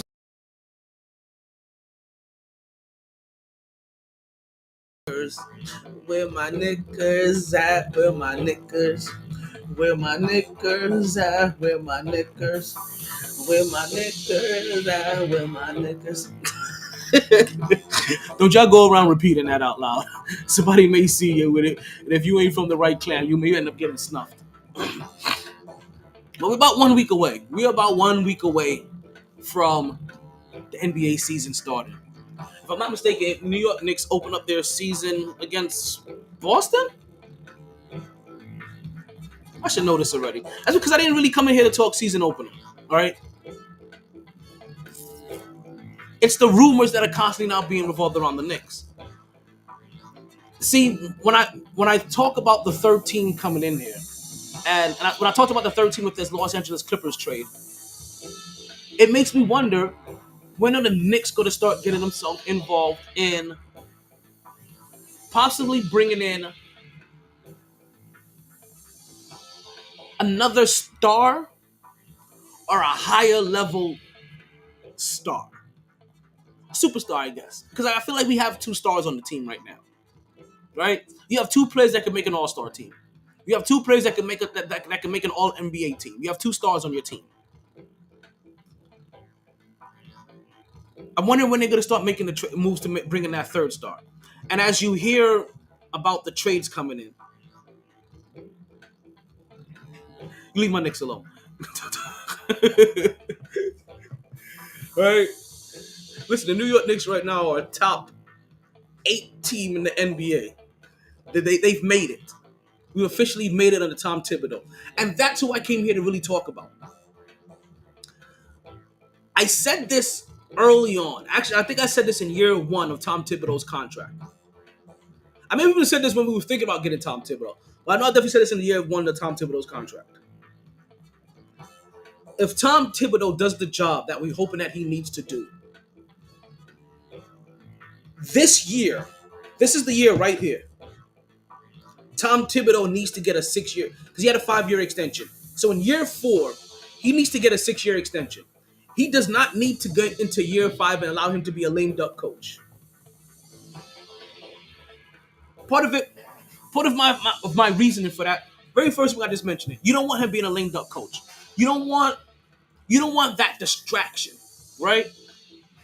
You don't want that looming over the team. You don't want it looming over your coach. You don't want to add that extra stress into somebody that you really want to keep. So if you're thinking about keeping him, sign him a year early. Get that out the way. 2,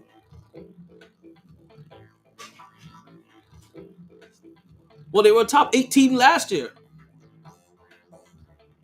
Wait, where did we finish? Did we finish 5 or 4th? We finished 4th. We were a top team. We were a top 8 team last year. So we're a top 8 team. Until the season starts and things have been determined otherwise, we're a top 8 team.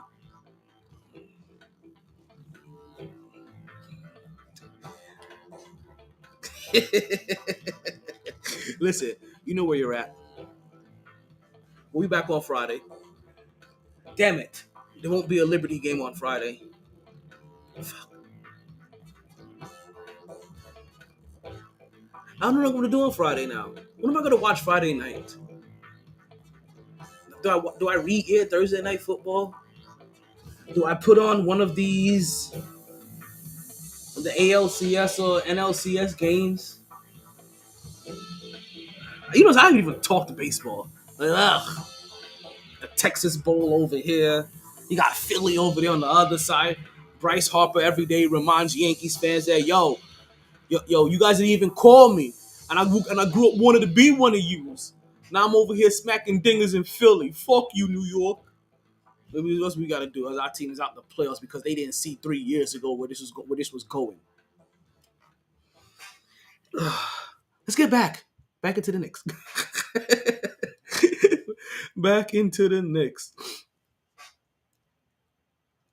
In his very first year, we mentioned that if Tom Thibodeau does his job, does what he's supposed to do, reshape the culture for the New York Knicks, take us back into having a winning record, back into the playoffs, back into contention, right? If he does those things, right, because the New York Knicks were a full turnaround job. You had to cut some fat. You had to build a culture. You had to make sure that you got the right players in there that wouldn't be worn out by being coached up by Tom Thibodeau. Every coach has a different style. Tom Thibodeau's style is generally rumored to be intense, right? Especially on the defensive end, because you have to earn every minute that you play for Tom Thibodeau. The Jimmy Butler that we love and respect, you have to remember Tom Thibodeau sent him down a couple of times to the G League to make him earn his playing time. So the Tom Thibodeau, so the Jimmy Butler that we know and we love was Tom Thibodeau groomed. That's the reason why I never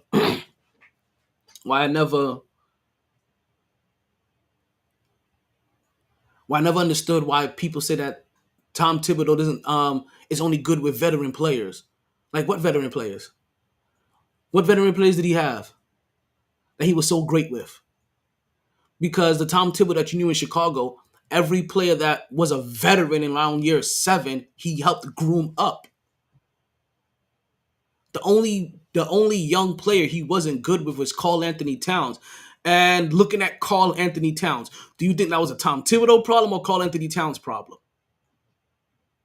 Exactly.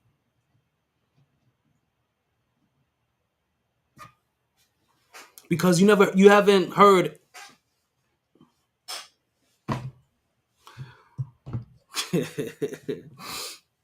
so you haven't heard any of these Knicks players complain about Tom Thibodeau. When players have left playing for Tom Thibodeau, you haven't heard them complain. Because Tom Thibodeau is kind of straightforward. He tells you what is necessary and what you need to do to earn playing time. He gives you expectations. If you don't meet those expectations, you're not going to play. That's a culture. It's exactly what that happens down here in Miami. It's a culture. That's how you set expectations. It's what happens over there. It's what happens in Golden State. It's a culture. Certain expectations must be made. This is part of the reason why I said that you have to extend Tom Thibodeau, and I said this since year one. If he meets all the criterias that you want him to meet. Now, the only thing that he hasn't met was to eventually win an NBA championship. But all of the interpersonal goals of that organization that they needed to be respected again, for people not to look at them and be like, nah, who wants to go to the Knicks? Like they don't even have a coach. They don't have a good general manager. Their owner's always doing this. Oh, you haven't even heard from the owner in the last 5 years. You can't remember the last time James Dolan's name has even been brought up, except for when it's come to the Charles Oakley debacle. And he's trying to make that up a couple of times. But Charles Oakley has way too much pride. He won't even answer the phone for him.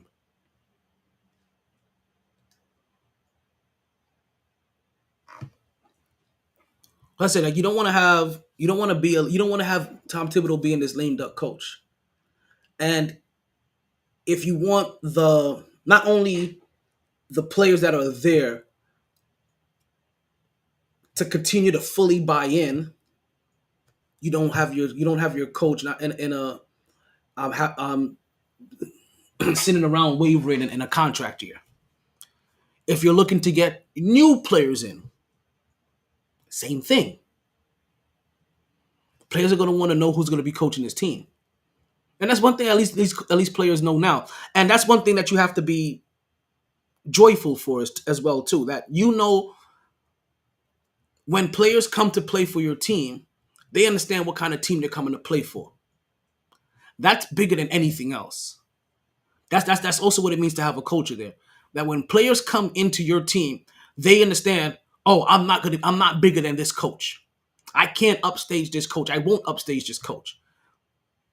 This place has a culture. It starts from the top down. You have to listen to this person, or else I won't play. I won't be here. They'll ship me right back out. You can't be contentious. They're professionals. But the reason why you have to praise the front office for also the veterans that they brought in here to be examples to all of the young players that Tom Thibodeau has been grooming. They brought in the Derrick Rose. They brought in Kemba Walker. Even as disgruntled that Evan Fournier has been, he's been a professional about it this whole entire time. You can't say that this would have been the same outcourse of reactions if this was a different coach 10 years ago. Or if this was the same Knicks organization from 10 years ago. No, you would have heard about a mutiny. You would have heard about disgruntled players. You would have heard about players wanting to be out. You would have heard about all kind of disgruntled mess going on because no culture would have been there. There would have been no standard. So with Tom Thibodeau coming up in that next to last year, it's about time for them to go ahead and give him that contract extension. And you have to figure it's either happens sometime now in the middle of this season, or they have to do it as soon as the season ends. But you can't let the next season roll around and you don't know if Tom Thibodeau is going to be the coach of the future. That'll also be just disrespectful to what Tom Thibodeau has done here. Listen, everything takes steps. Everything takes steps. This is only year 4. This is year 4 of a never-ending process. Believe it or not. Right? But ultimately, this first 4 or 5 years has really been just to reset all of the bad moves, the bad taste that the Knicks have left in people's and mouth, nose, ears, eyes, finger. You understand? The Knicks have left bad juju to all 5 of the senses. That has been cleansed. That's what this last 5 years have been. Now you just have to worry about Knicks fans being annoyed that they feel like they're going to win it now. You just have to be annoyed now about every time they get a significant win, you get the boys down in NYU talking about bing bong, right? but that's a better place to be in. If you're a Knicks fan, it's a much better place to be in than players looking at you with disgust like, ugh. You understand that New York has always been a market, regardless of what sport you play. New York is always a market that is used for players to bump their salary, right? Or when it or to add a little boost, right? To add some fluff into their trade negotiations. Have you not realized?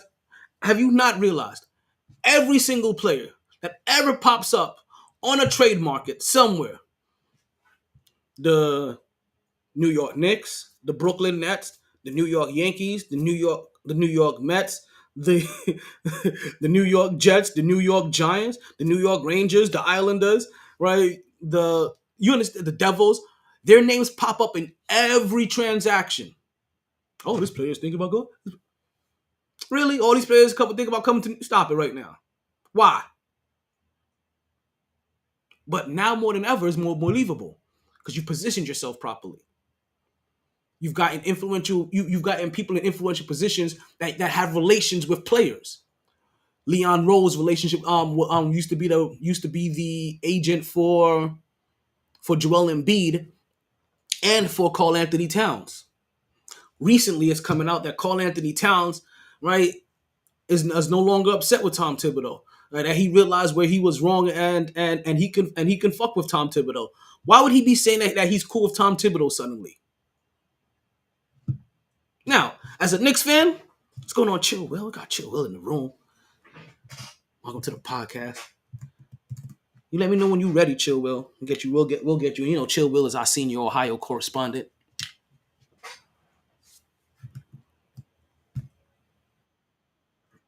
Oh, Cleveland! This is for you! you drop takes, don't you? You drop takes, don't you? Sir, yes, sir! Well, if you're gonna drop takes, you might as well go ahead and drop them exhibitiously. This is for you! What's going on, Will? Chill it. I was just getting into some Knicks talk. I was just getting into some Knicks talk because you know the season is right around the corner. This Knicks on who? What you got? What we talking about here?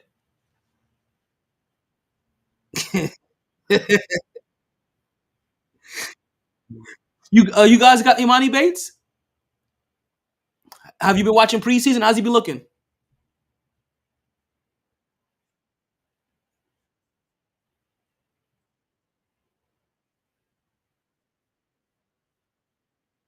No, I mean, but have you seen him in the preseason? That's what I'm saying. Okay, okay. What's going on, MJ? What?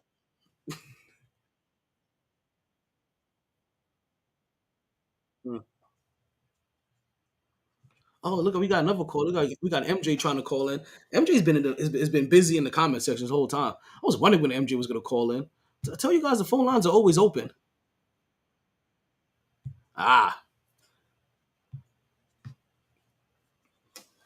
no, MJ's been in there heavy. He's he's over there taking shots at my Knicks.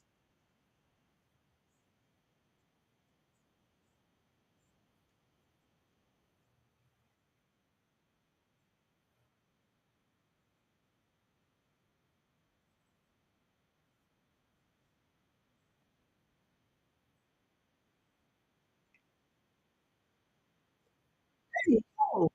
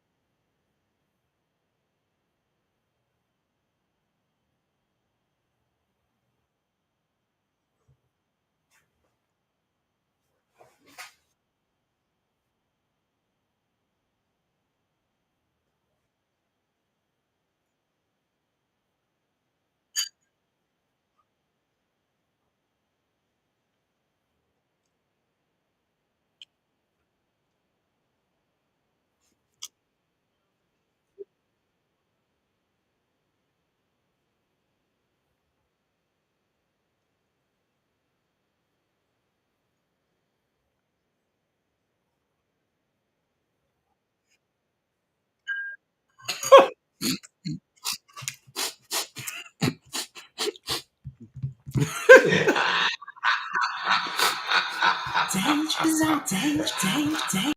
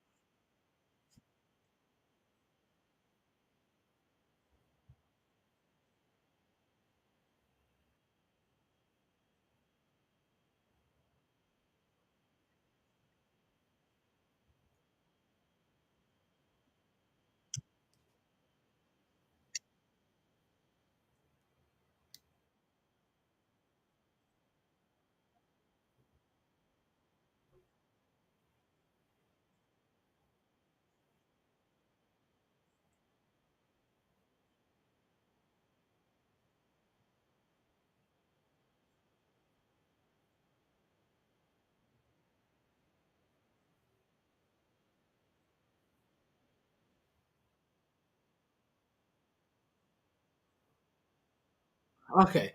I think I, I think I've had enough of you not even thinking anything relevant New York Knicks. But I appreciate you, MJ. MJ,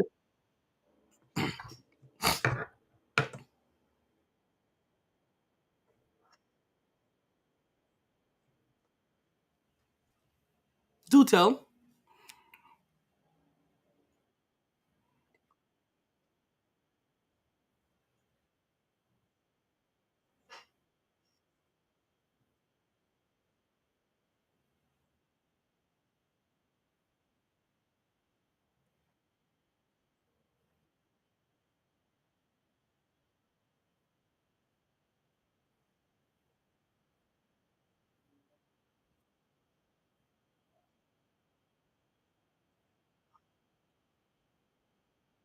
Okay, I said that you have a I said you have a strong jealousy for New York City. It's okay if you wish it was your town. It's we understand. New York is not meant New York is not meant for and and you felt like that you constantly have mice roaming in your fields and in your house. So it's the same. So you even trade mount you trade rice for that,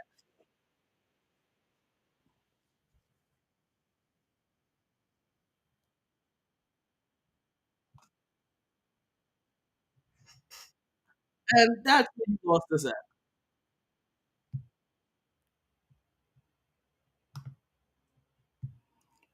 And that's where we lost MJ at. Like I said, he sounds like he's from one of those small towns that is jealous of every big town that actually has civilization in their city. And he also sounds like he doesn't have enough black people in his town either that he would ever say this out in public. I'm telling you, the internet and social media is a wonderful thing because it lets people be their ugliest form repercussion free. That's isn't that, I mean, that really is the thing about social media. It allows people to say things and do stuff that they know if they ever said or did in public will get them punched in their face or have a chair swung at them. But I appreciate the phone call. I appreciate you taking the time to listen. So back to the New York Knicks, right? As we had our jealous New York caller, MJ, call in. Where did we see if MJ mentioned where he was from? He said Mercury. What team is the Mercury? Is that? Let me see. What's that? What? No, not Washington. What team is Mercury? Chicago? Nope. Damn it! What team is the Mercury? The Mercury from? Uh,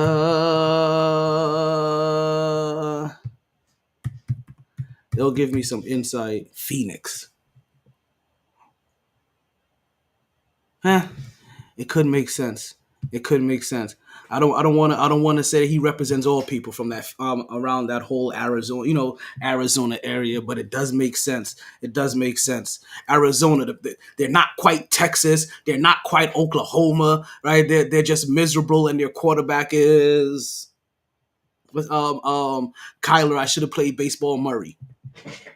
That needs to have that needs to have written into his contract that we need you to study your playbook if you're gonna want to get this full guaranteed money. You know what? Damn it! I'm sorry we leaked this. Let's go ahead and take this out. Which is the dumbest thing ever because if you're gonna put that into the contract, why leak it before he signs the contract?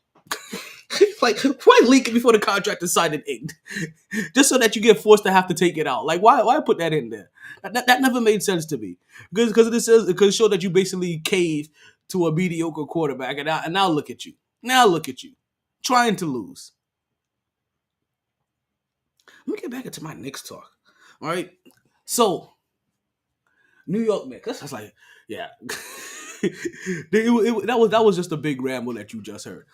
But New York Knicks and Leon Rose, they have ties into not only Karl Anthony Towns, who has recently come out and started making apologies for and backtracking his whole entire past relationship with Tom Thibodeau, saying that how he realizes that he may have been part of this problem and how he'll be okay to work with Tom Thibodeau now. I find the timing of that awkward. That why would he be saying that now, out of all times? See, Leon Rose doesn't just have doesn't have a relationship with Joel Embiid being his former agent. He also was not Karl Anthony Towns being his former agent. It's also Joel Embiid as well too. And we've heard Joel Embiid kind of pull that Giannis route where he's starting to get cryptic enough, right? He's starting to get cryptic enough to where he's letting the organization aware that if we're not trying to win or position to win, I don't know how long I'm gonna stay in Philly. Like he's like, listen, I understand that that I came through the era of the process, but I'm not trying to go through this process again with you guys. Especially when he starts to see, okay, if he's a fan, right, or if he befriended James Harden in that small amount of time, right, in that short amount of time, and he sees what's happened with that organization and James Harden, if he says like, "Yo, you're gonna do James like that," I know I may be the franchise. I also like the fact that you're doing people like that. Period, or you're going back on your promises. Understanding, not fully understanding the business portion of it, and probably taking a little bit too emotions, but we can still see him being young enough. I can still see him being young enough in his feelings where that's still a consideration into his decision making.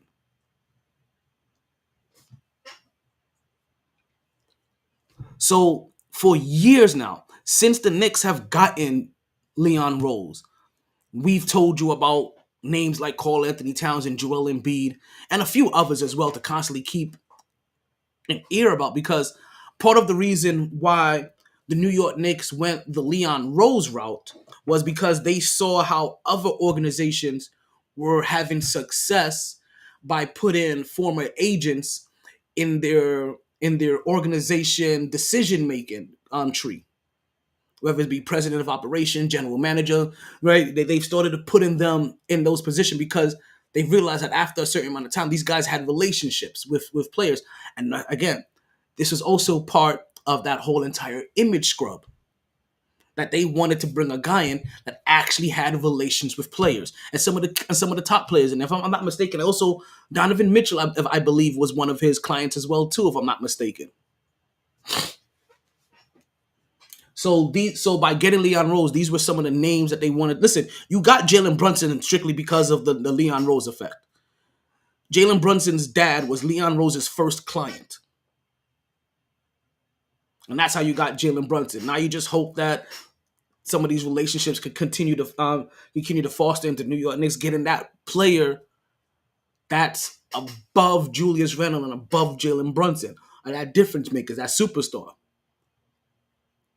Now, the funny thing about Joel Embiid, right, is that Joel Embiid recently was mentioned in becoming the new face of Skechers. So I don't know if you guys have heard that he is in the closing moments of inking a deal to become the Skechers face of basketball, as Skechers try to push out their first basketball kick. The New York tied to that. That was supposed to be Julius Randle. Yes, that was supposed to be Julius Randle's shoe deal. But obviously, Skechers were able to land themselves a bigger because you got to figure, right? You get Julius Randle, that says everything that you need to say about Skechers. Like, yeah, you're kind of second rate. Not to say anything about Julius Randle, but Julius Randle isn't one of those top tier stars in the league. He's one of those second level. He's not a superstar in the league. He's just a star. He's a guy good enough to make an all-star team. He's a guy good enough to make an all-NBA team. Not a superstar, but a star. He's not really one of those needle movers of the league. But he is so far for this New York Knicks team under the tutelage and coaching of Tom Thibodeau, has become a difference maker for this Knicks team. Because remember, we saw this Knicks team with Julius Randle before Tom Thibodeau. We saw the majority of this team without Tom Thibodeau. They had R.J. Barrett. Did they have R.J. Barrett? They had R.J. Barrett. They had Mitchell Robinson. They had Julius Randle. We saw the team with these players. And we saw what it looked like. And we saw Tom Thibodeau take this very same team and get 20 more wins than they got the year before. Coach came in, gave Julius Randle direction, expectations, told him what he needed, how he needed to be, what kind of shape he was needed to be in. Julius Randle came in, has matched every single expectation. Julius Randle has played in 95% of the games since he's been a Knick. 95% of the games since he's been a Knick, Julius Randle has played in. So as for as many minutes as he has logged in, being one of the highest, being in the highest average of minutes per season since he's been a New York Knick, you hear no complaints. Playing in 95% of the games, you hear no complaints. Because you know what it is when you play for Tom Thibodeau, you're prepared to play. The cartilage, right? The muscle memory, right? The bruising memory that you accumulate throughout the season, right? That you accumulate at the end of the season is built through the regular season. right? You built the calluses that you're gonna build is built through the regular season, right? Those guys that aren't playing enough, when they try to ramp it up to a gear that they've never hit before, suddenly in the playoff, suddenly in these key matchups, that's when these soft tissue injuries start to happen. That's when that Achilles start to get a little sore. You know, that's when those MCLs, LCLs, you know what I mean, start to feel a little strained. Ankle starts to feel a little tender. Shoulders you know what I mean? You start to wonder, like, oh, because you haven't built that up. Tom Thibodeau may play his teams right, but you can't say his teams aren't prepared. You can't say his teams are soft. His teams aren't, and also his teams aren't highly injured. One injury to one person, all of a sudden Tom Thibodeau plays his players too hard. Yet that player never even complained once.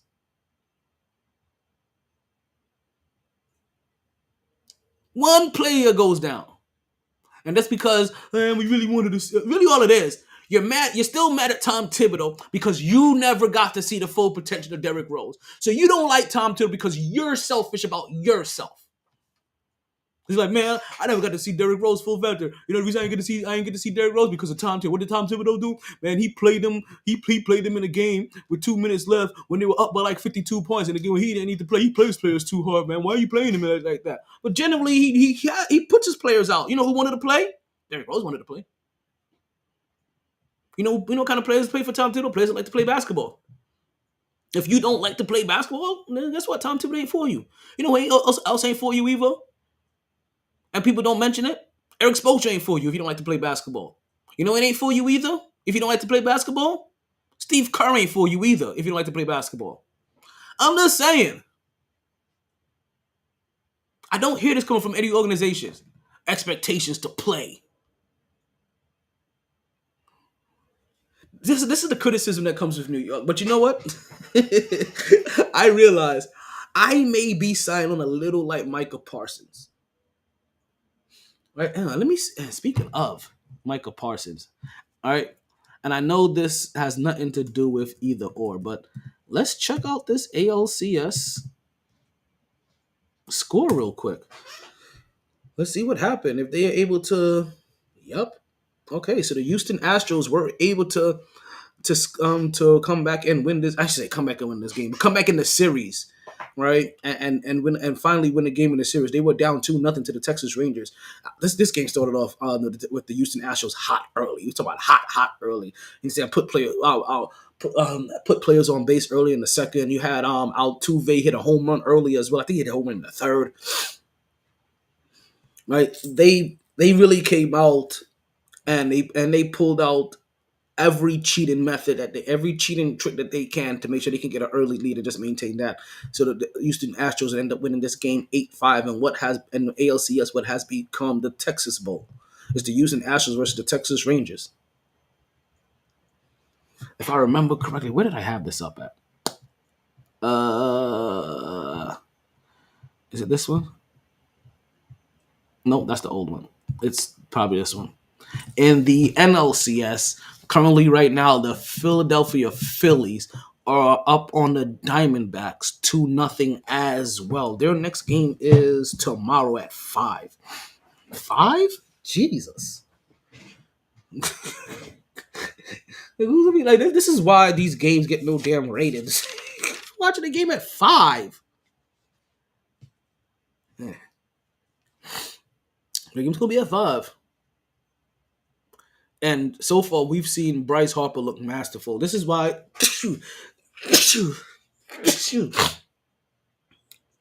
you heard us talk about Bryce Harper earlier because he's been looking fantastic in this postseason. And when he was up for free agency, the New York Yankees didn't even give him a phone call. No, they didn't call him, didn't reach out to him. And it sounds like he could have worked something out with the Yankees if the Yankees would have contacted him because he grew up wanting to be a Yankee a whole entire life. But unfortunately, Yankees can't Yankee because the Yankees have Juan Carlos Stanton. And the Yankees can't Yankee because they have set themselves up with some kind of invisible salary cap that they don't want to go over. So now instead of going after the best of the best, they keep trying to go after bargain basement hurt individuals, hoping that when they come and play for the Yankees, they won't have their their hurt time period. Chill, Will. I'm gonna come back to you in just a minute. We have to change feeds. It's coming up to that time in Podbean, but we will be changing feeds. I am curious. I have a question that I want to ask you. Right, not only about about that last caller that we had and how wild that whole entire conversation was.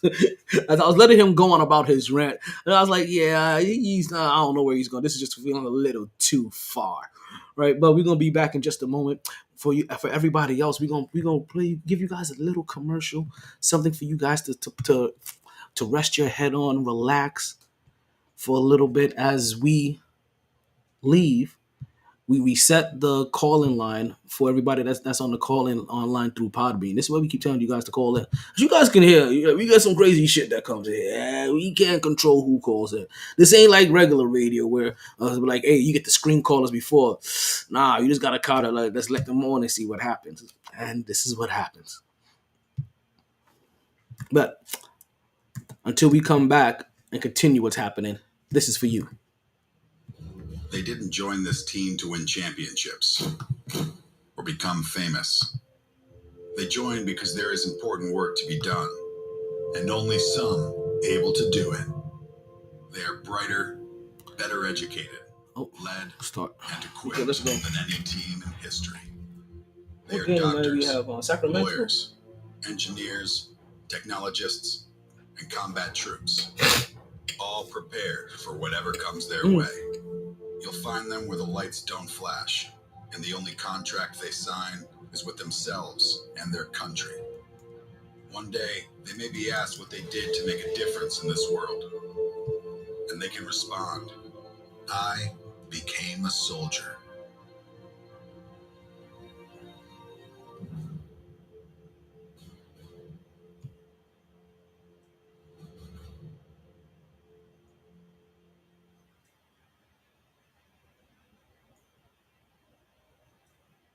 Oh, welcome back to My Sports Podcast. I didn't see you guys there. Welcome back. Yeah, I had to figure out, what? I know there has to be another game that's on. There has to be. Golden State Warriors versus Sacramento Kings. And I can't remember if they're one of the season opening games as well. Right?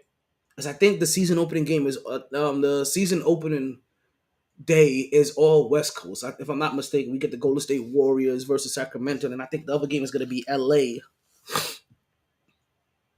And then on Wednesday, there's going to be the heavy dose of the East.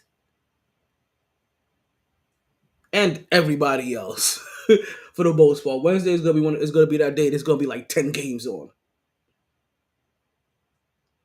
And then this weekend is going to be crazy too. You see Chris Paul early on with his team.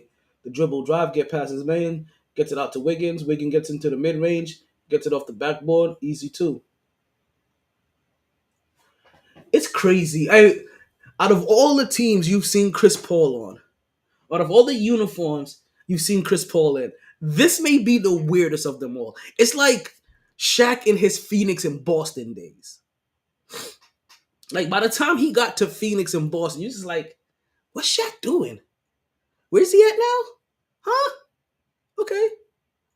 You did Kobe. You did Dwayne Wade. You went to Cleveland, did LeBron.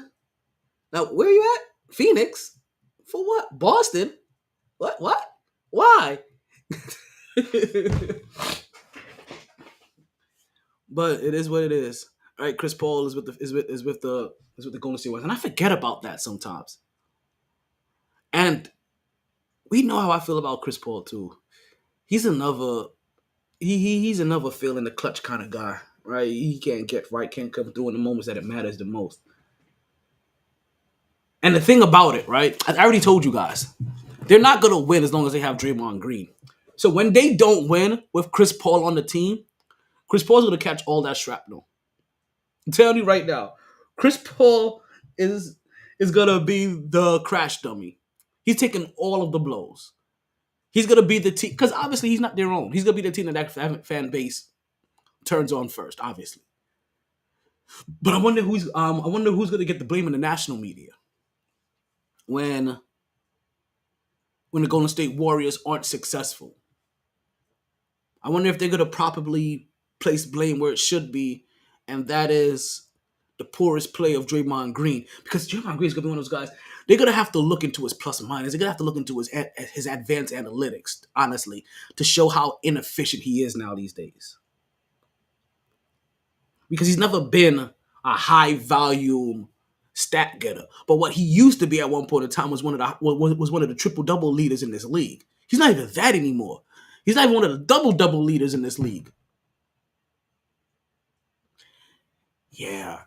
As we're thinking about this really, and we've gone through this now, I feel like it's not the second time we've come around to this conclusion. With Draymond Green, this team is not going to be successful if Draymond keeps looking the way that he is. Draymond used to be an X factor, and now he's a liability. And now you team him up with Chris Paul, somebody else who can't get right as well.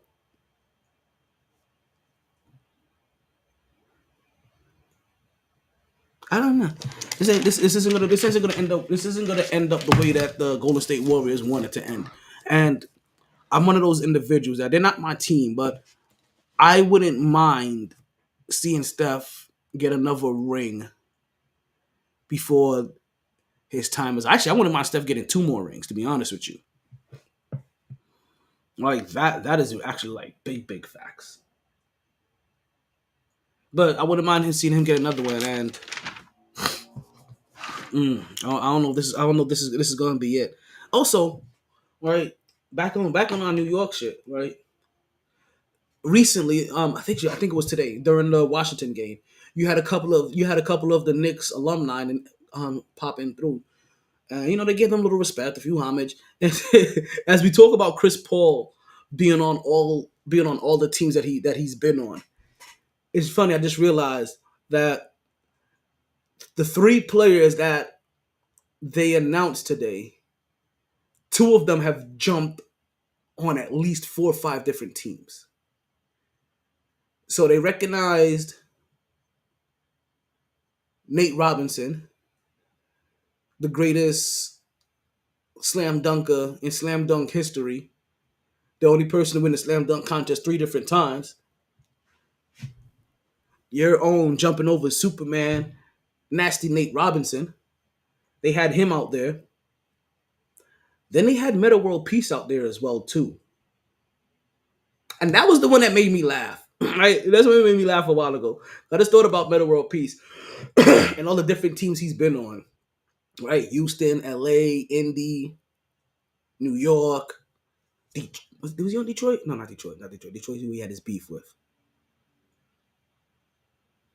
Was he on Memphis for a little while? What team was he on in the West? Was it Memphis? Or Minnesota?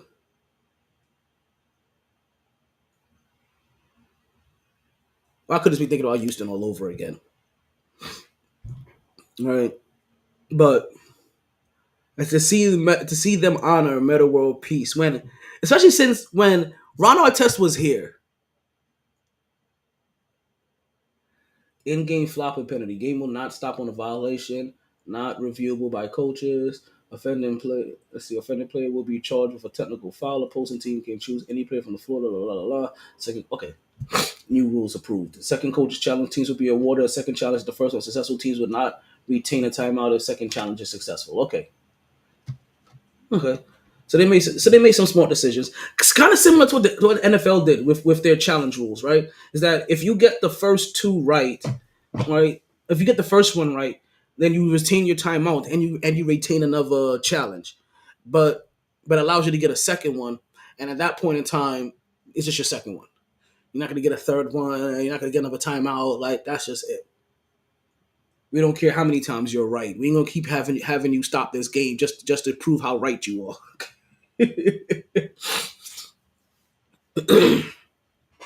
So the New York Knicks had a couple of alumni visit, right? Nate Robinson passed through, right? And former NBA champion Ron Artest passed through. Like I said, which Ron Artest didn't even do much when he was a Knick. It's crazy. But they also had Raymond Felton pass through as well. And Raymond Felton today is exactly who we thought he was going to be when he played for the Knicks. and that is an overweight fat fuck. But he looks happy, like in all the right respectful ways, right? Because Raymond Felton looks like since he left the NBA, he decided not to do one more push up, not run one more lap. I understand, like he completely stopped caring about cardio, nutrition, weight management, like let's say BMI, body mass, yeah, BMI. Like, he's like, I don't care about none of that. Like I'm young, I'm a millionaire, and I'm gonna eat. Like I knew the perk was fake, but I'm gonna eat it because I'm a gremlin. That's Raymond Felton. Marcus Thornton's twin. But Raymond Felton, I don't want to like. Some people may say he let himself go. I want to think this more of a positive. Like he's happy. Like that's fat happy. You know, and you guys know what I'm talking about. Fat happy. Like those people that you've seen them in other relationships before, and they've looked skinny, strung out. You saw them on other, and you're like, it doesn't look happy. Then you see them get in that one relationship, and all of a sudden they balloon. Like we're talking about like they balloon like a clown trying to put on tricks in front of a kid. Like they balloon, but they never looked happier in their life. That's Raymond Felton. Raymond Felton may be a fat fuck, but he looked like the happiest fat fuck that ever fat fucked in fat fucking world. Oh man, I think we're done with with our Knicks talk for today. I think we are. I think we are. I think we should actually get into a little bit of football, right? Because in sports general, right? Draymond Green has one. Gilbert Arenas has one. The Kelsey brothers have one. And Micah Parsons has one. And for Micah Parsons, and okay, let's just put it this way. You can see through Pog, right? And everybody has their own different flavor, their own different style. But for Michael and Draymond Green too, for Michael Parsons and Draymond Green, their podcast seems like it's just their platform to complain about their last game, the officiating, and their league. It's really what it is, right? I don't hear a lot of insight when I listen to the Draymond Green podcast or when I listen to Michael Parsons. You like if you used to catch Gilbert Arenas in his early days, there was a lot of insight there. He used to bring a lot of young boys on there, and there used to be. I have not seen Brittany Griner's dick pic. No, I was too busy watching the Sexy Red sex tape. Okay. Sacramento Kings are blowing out the Golden State Warriors 82-69. So Michael Parsons has his own podcast now, and the Cowboys are doing a lot of crybaby. There's a lot of crying Cowboys going on here. He's complaining now. First, and a couple weeks back, he took up for. You hear him take up for Daniel Jones, right? Didn't like how the fact that the New York Giants kind of left him in there too late. Still felt like he was taking jab, like, yo, why you leave him in there when you know we're trying to kill him? Didn't like that. Like, why you have him trying to and then he switched, like, you know, why you have him trying to prove yourself? Well, now Michael Parsons is complaining that their losses are over-exaggerated and their wins aren't credited enough. Basically is the gist of it. And all I have to say was, welcome to the Cowboys. Like, did you not realize that happens when you play for the Cowboys? When you play for the Yankees?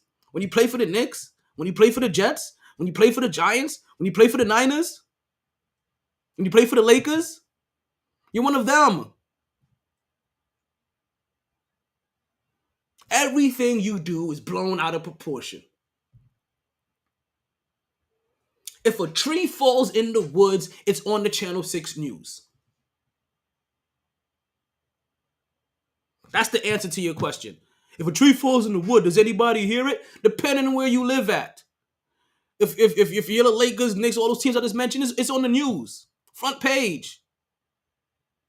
We don't miss anything. Everything's blown out of proportion. Everything's, oh my god. Small town. If you play for Oklahoma City Thunder, tree falls in the woods. Yeah. Russell Westbrook put up a triple double. Shea Gilchrist Alexander. We still can't pronounce his name, so we just call him SGA. Oh man. So Michael Parsons is coming out here crying as if he hasn't realized that not only are the Cowboys in a large market, but the Cowboys are the largest market when it comes to football. Your owner has made it such. And those overreactions that you're complaining about is exactly what Jerry Jones wants every time the Cowboys are brought up. So does it seem like so? And they've mentioned it before, and I know.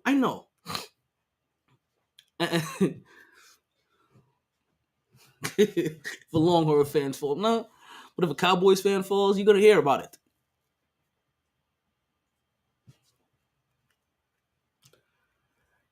I'm surprised that Michael Parsons is offended by this, is taken aback by this, is upset about this, because I'm also pretty sure at some point in time in their organization's on-board meeting, right, at the beginning of every single year, I'm pretty sure somebody mentions how heavy the star is, or how big it is to wear this star on your helmet, or how this star makes you a target. I'm pretty sure this has been in a briefing somewhere, because if I know it, I know you know it. If I know it, I know it's been drilled into you guys. You know how I know about it? Because players that leave there with tenure, they say it as if it's been programmed into their DNA. I ain't been programmed into your DNA yet, Michael Parsons.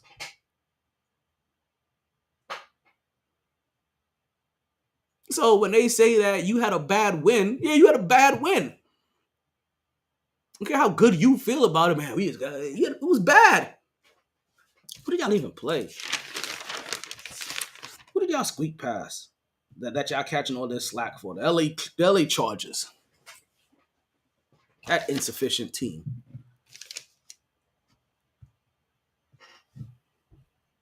So I'm not quite sure Michael Parsons is over here complaining about. But you know what else I'm not sure about to complain about? Let's talk about this. Let's do what we like to do here. I'll tell you guys, this isn't a sports podcast. This is a life podcast that revolves around sports. Right? I just happen to be a sports fiend. Oh shit, that's from earlier when I spit my water out. I forgot what the fuck MJ said earlier that made me spit my water out. I think it may have been the Anthony Davis comment. But let's go ahead and get into something that's been floating around. I want to take a break from the sports real quick because we don't have a lot left to talk about anyway. What do you want? Injury report, Thursday night football predictions. Let me know while I talk about this. Let me go ahead and pull up the odds for tomorrow's game. We'll talk about the Thursday night football game in a minute. But for right now, let's get into the hot topic that's been flooding social media. Right? I know you guys are like, oh my god, one of these. Let's get into a little bit of tea of the week. Because every once in a while, there's a retarded. Let's just say retarded. An off-putting social media story that tends to make its way through social media airspace. That puts everybody in a mini uproar, whether it's serious or they're joking about it, right? But you catch the references everywhere. And I think I've already posted this question. All right, I already posted and pinned this question to the top of all of my comment boards. But I am curious. I don't know if you guys heard the story, right? There was a guy that was he's on the first date with some random broad, right? Random guy, random broad. And he pulls up. They park in front of the Cheesecake Factory. Shorty starts flipping out. Hold on. Where we finna go? Where we, she gets into into her ghetto bird lingo. Where we finna go? I know you know. Head snapping, nail snapping, head twerking. You know what I mean? You guys already understand what's going on here. He goes, yo, obviously. What's wrong with we got Jacksonville and New Orleans tomorrow? Wait a minute. And Jacksonville ain't the favorite? How?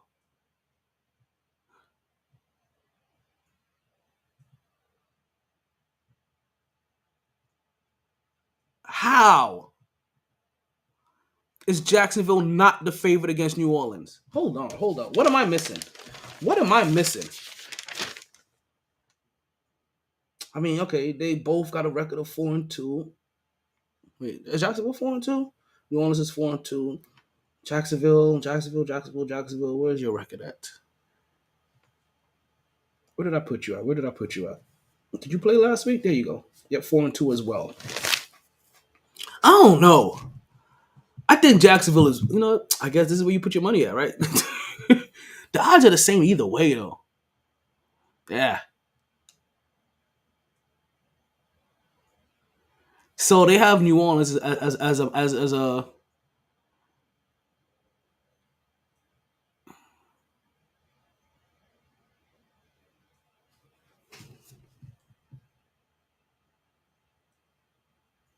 1-point favorite.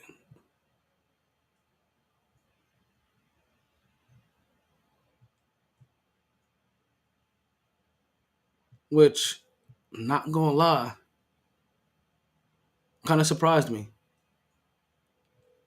That kind of caught me off guard. Maybe I haven't seen enough of New Orleans this week. Well, you know what? That's what we're gonna talk about in a minute. Maybe I haven't seen enough of that this week, but we're gonna talk about that. I'm a little surprised about that. We're gonna get some Thursday night football. So I thought it was gonna be bland. This may be spicy. But back into this topic, right? Back into the tea of the week. Guy pulls up with his date to the Cheesecake Factory. Immediately, she's upset. She's offended even.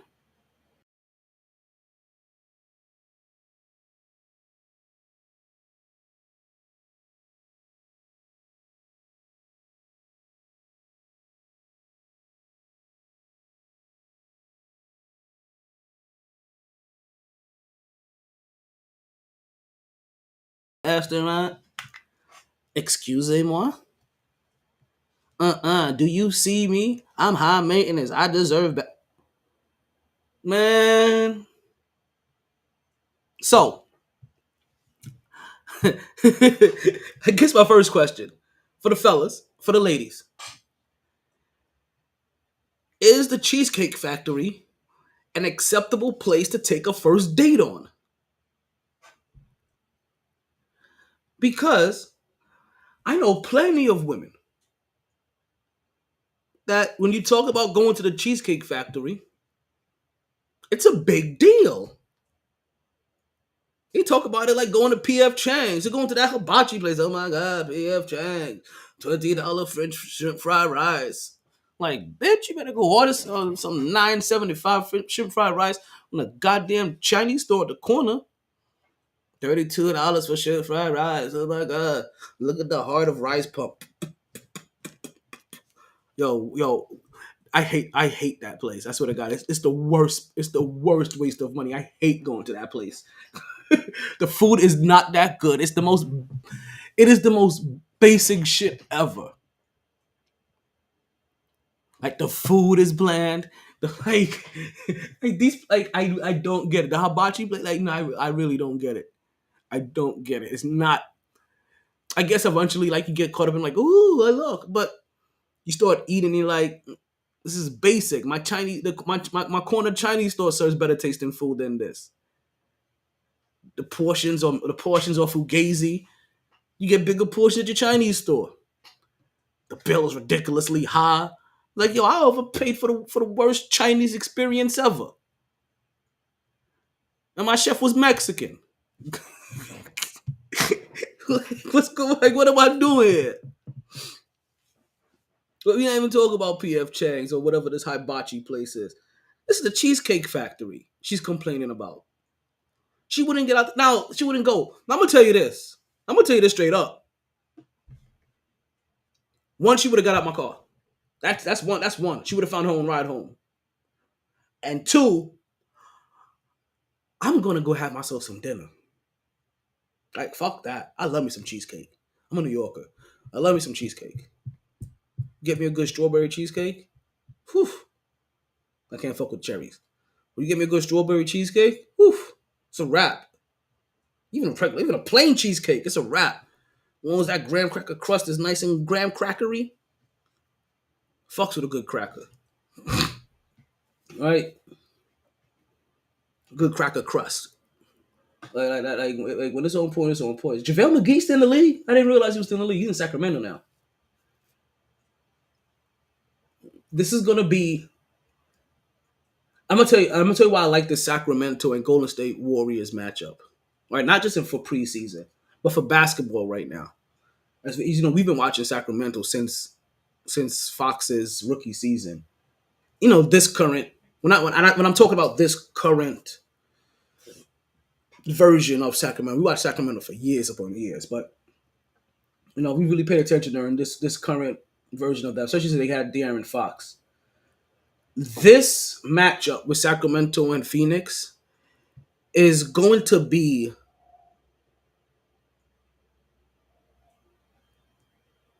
a passing of the torch matchup. That's what this and not just last year, not just this year. That's what this matchup is going to consistently be. Is going to be a passing of the torch matchup,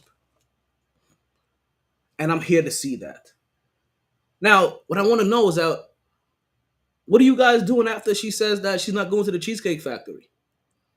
Like, are you that thirsty? Because it is going to be thirst. That you hop in your car, you take her somewhere else, to somewhere more to her liking. Do you hop in your car, drop her ass back home, and tell her, have a nice fucking life? Do you kick her out the car to tell her to Uber home while you go somewhere else, period? Or do you kick her out the car and go and eat while she's left outside? I ain't gonna lie to you.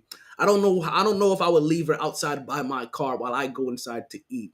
Because if she thinks that she's too bougie to eat at the Cheesecake Factory, then that also means that she may be too delusional and ghetto enough to try to damage my car if I leave her outside.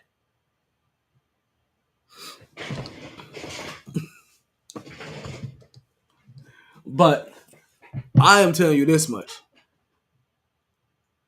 She ain't gonna be in my car much longer. Right then and there, at very least, I am done with the whole scenario. I don't care what happens afterwards. I don't care if I go eat afterwards. I don't care if I go drinking with the fellas. I don't care if I go home and play video games. I don't care if I go home and beat my meat. This shit ain't funny. I beat my meat like it owes me money. No, we're not killing anybody. Jesus, you guys are ruthless. No, that does not warrant violence or death. Now, if she starts damaging your property, like she starts keying your car, breaking your windows, things like that, then the only way to restrain her may for her to temporarily be asleep until the police get there. But no, in no way, shape, or form, right, am I condoning violence.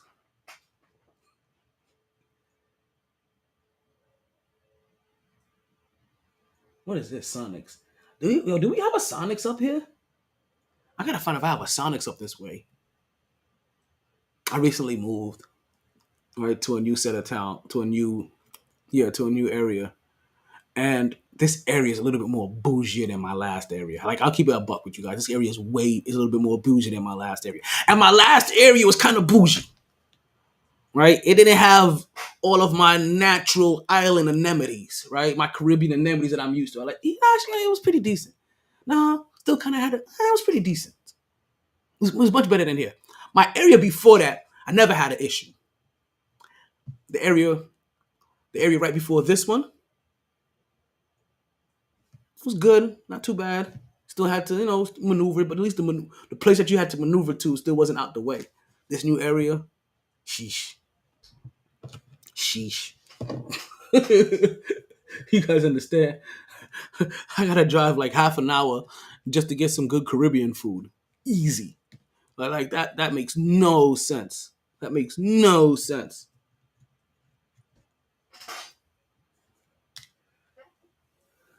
But it's nice here. It's quiet. A little too quiet for my liking, to be honest with you. But it's peaceful. And that's better than anything else.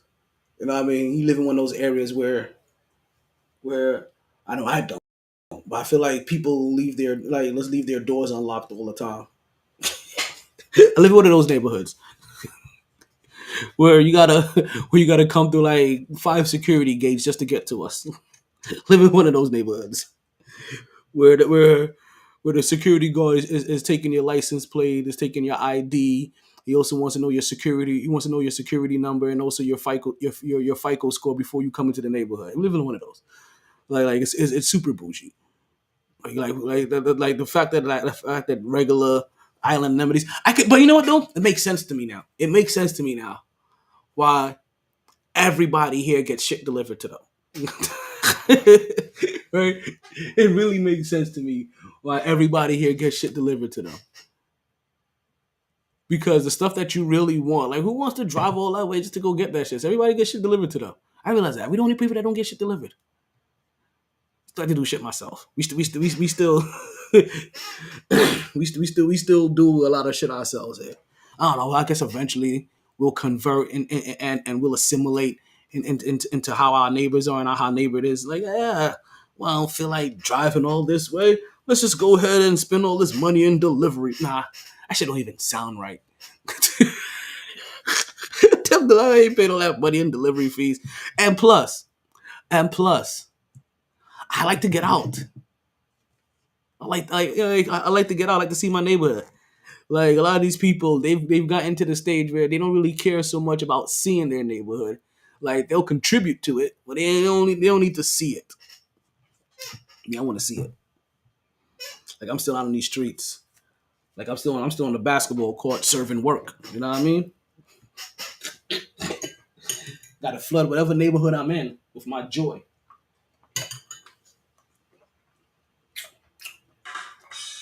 Thank you. Mm. Mm. This oxtail is amazing. The New York Knicks were blown out by the Washington Wizards 131 to 106. Jordan Poole dropped 41 points. I want to see what. See, I guess this is another one of those things. I'm curious to see what the Washington Wizards look like because I don't think they're going to amount to much. I don't think they're going to win anything. I don't have a lot of expectations from the Washington Wizards. I don't even have expectations that Jordan Poole is going to have a memorable season. But if he's looking like he was looking this preseason game, he may give us some flashes. There may be some new motivation in his first year. He'll give us some moments. But I feel like Washington is kind of like it's like playing for the Hornets. They just kind of like suck all the energy out of you eventually. Right? They suck all the joy, right, that you had playing ball. Because I said it before and I'll say it again. The Charlotte Hornets need an adult. Did you see recently LaMelo Ball? He spent, how much time we got left in the show? Oh, we got plenty of time. $80,000 on a diamond grill. Oh, we got your will back. I don't know if you've seen this. This is why I constantly say the Charlotte Hornets need an adult in the room. They have lacked an adult this whole entire LaMelo Ball era. And I feel that we've seen the results of it during every turn. I feel like every player in Charlotte turns around and makes bad decisions lately. And every other player in Charlotte is a rapper. I don't they or they think that they're a rapper. Why is LaMelo Ball getting an $80,000 grill for? Looking like the island. I'm an island boy. That's what he looks like now. He looks like an island boy. He looks like the lost island boy. As the island boys are now out here kissing each other, becoming kissing cousins. Trying to pass that shit off as okay. Oh, we always kiss each other. What's wrong with that? That's my brother. Like, no, nigga. You're tonguing each other down. The fuck? Goofy asses. You know that's how I find goofy. I'm glad Chill Will is here. I'm glad Chill Will is. I'm gonna ask him this question in a minute. I'm glad you're here so we can have this conversation. But you know what else is goofy as shit, right? Talking about them and we're blood brothers. Just in the third. Damn, I forgot what I was about to say. Oh my god, I really forgot what the fuck I was going to say. These goofy motherfuckers over here tongue kissing each other, talking about that shit's okay. Like, damn it. I'll remember. It'll come back to me. It probably won't. It probably won't. This thought is probably lost forever. But you know what isn't lost? Chill Will. I hope you're there. Actually, I know you're there. But I hope you're listening in a position to respond. Okay. Okay. I don't know if you heard this story recently about the guy that took out, he went on a first date with this woman, took her to the Cheesecake Factory, and she was upset that he took her to the Cheesecake Factory.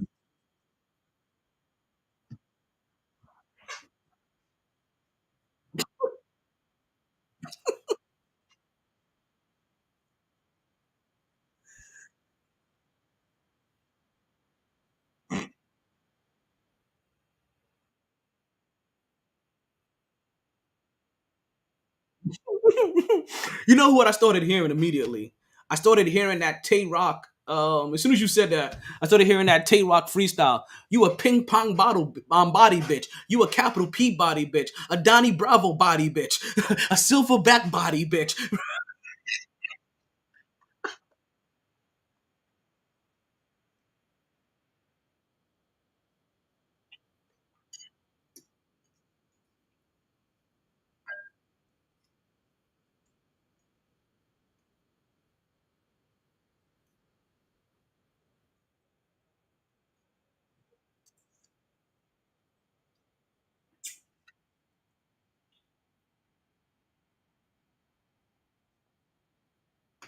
Word.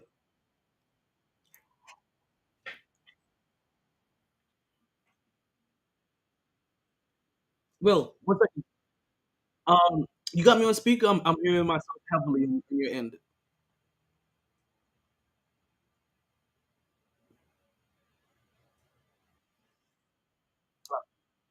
Let me see if you can hear can hear me.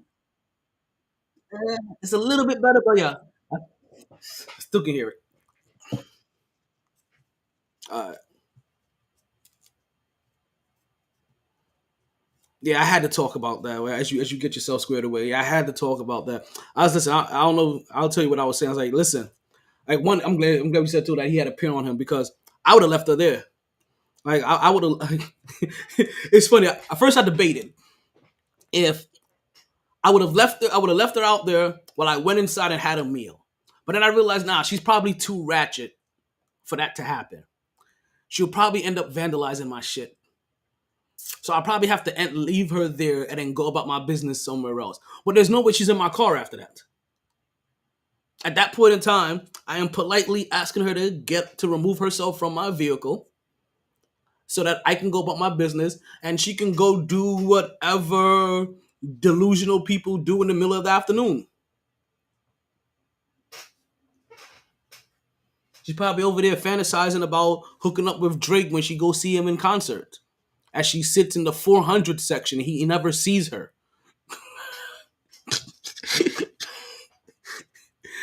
Oh man. But yeah, I'm curious of what you have to say about this, Chill Will, because this one not only took me by storm, and they all take me back a little bit, but I thought this one was good enough and lighthearted enough to be like, hey yo, Shorty is out of pocket, and kudos to Buddy to not being what they call a simp these days, and showing her like, hey yo, like look how you came out, like you can't be making these kind of demands, but that's what it is too, like y'all be making demands too, and y'all don't qualify.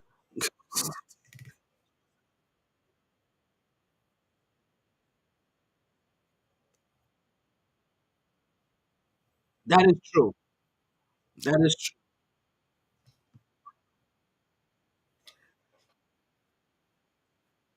Something everybody done been through.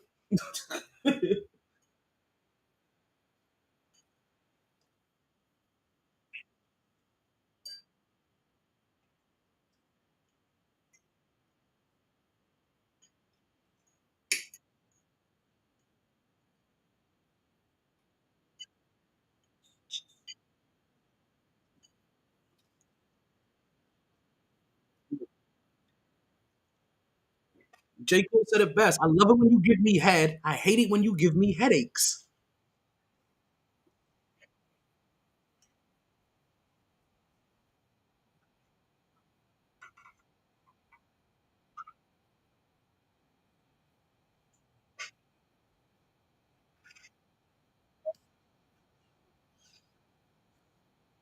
But wait. When you say the other side, you talking about the strip club, or you talking about like the other side of the 8 Mile? Like when you say, oh, okay, ah, okay.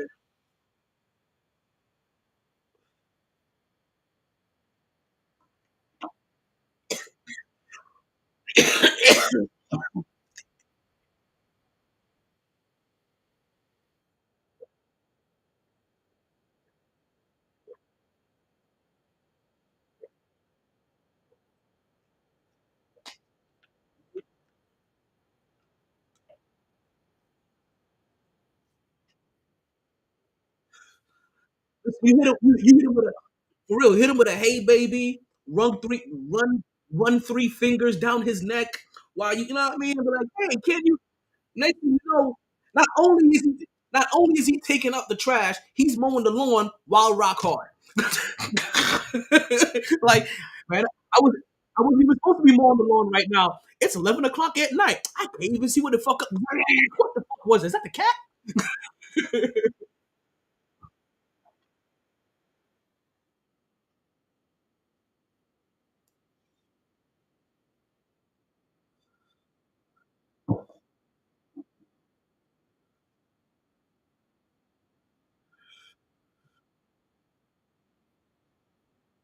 Unless you're on television or social media where that kind of negative energy vinegar thrives into viewership. Television, social media, radio, they all kind of thrive from that energy. Like exactly what you're saying.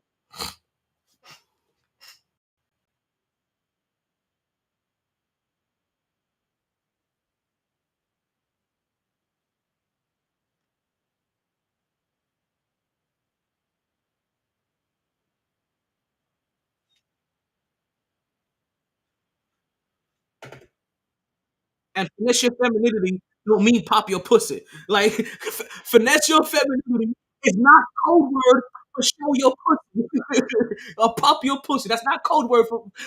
I just let them know.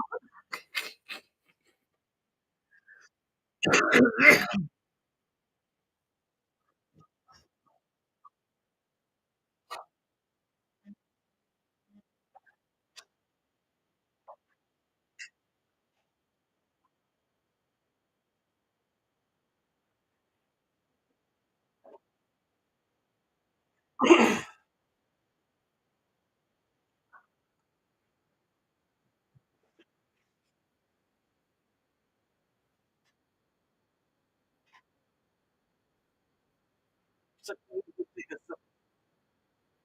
suck a nigga dick.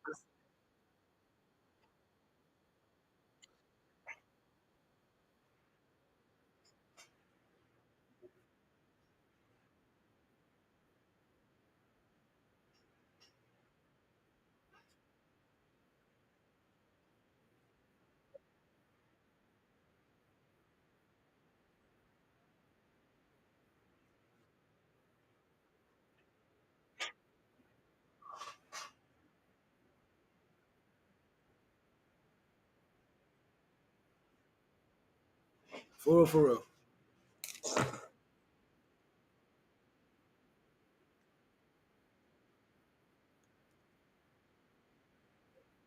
For real.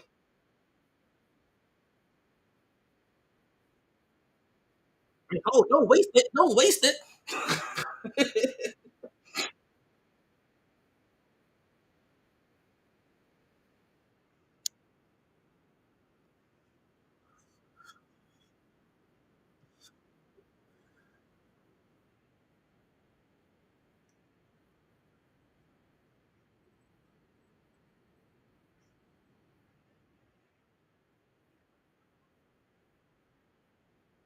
For real.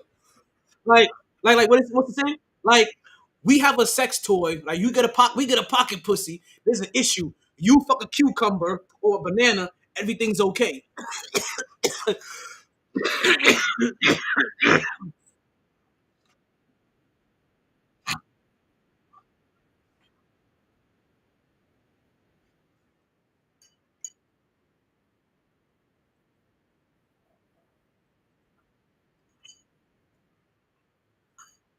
Well, let's just keep it at single women because that number is kind of is also the single women because that number is present for single women as well, like just single, like regardless of race.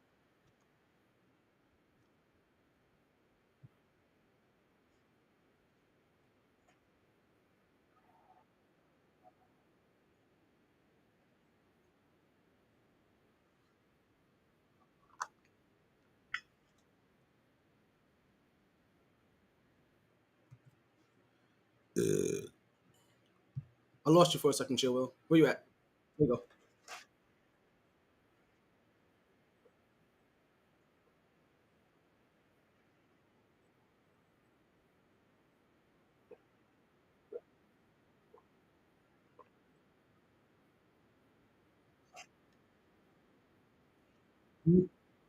You gotta love me for me.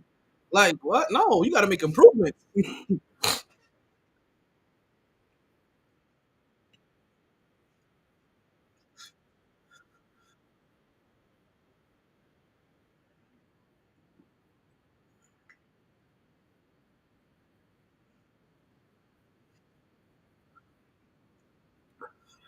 Like damn right, he agreed with me. My name on the insurance plan. He know who's paying. Let me stop.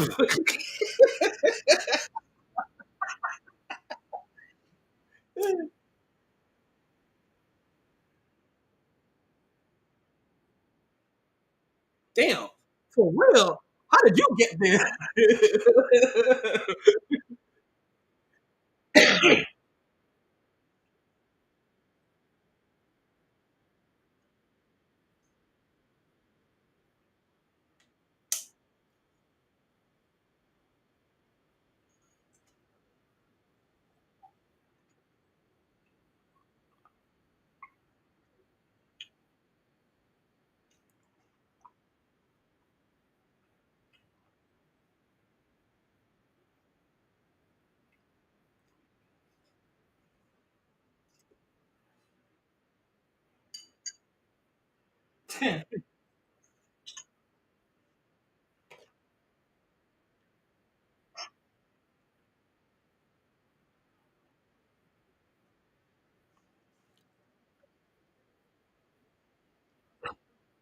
Yeah,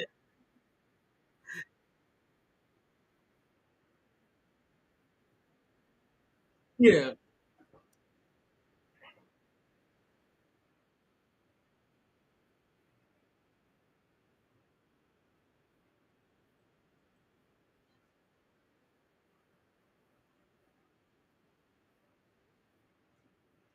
I just met her. Like we just met when you introduced us.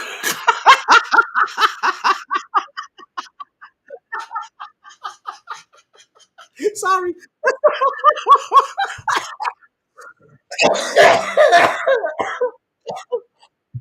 Oh my god. Like if she wanted you to cook for the kids, like, hey, can you cook for the kids real quick? Like you said, feed them. Oh, feed these motherfuckers. But I don't feel like cooking. What can I do?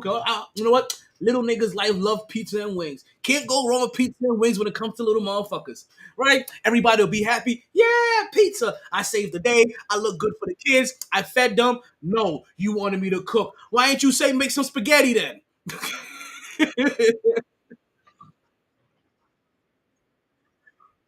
Like, ooh,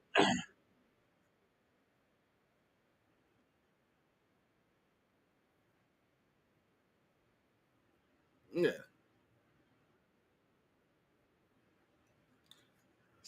Like she treated it like you didn't feed them. Like like that's the problem about it that she's giving you the same energy as if you didn't feed them. Like, wait a minute, I did the what was asked. Where the product? Why are you acting like I didn't feed these motherfuckers? Like they're fed and they're happy, and now you know they fed. I got them something that I know they gonna eat without any like you know what I mean. That everybody's gonna be like, yeah, pizza, pepperoni or cheese, bam.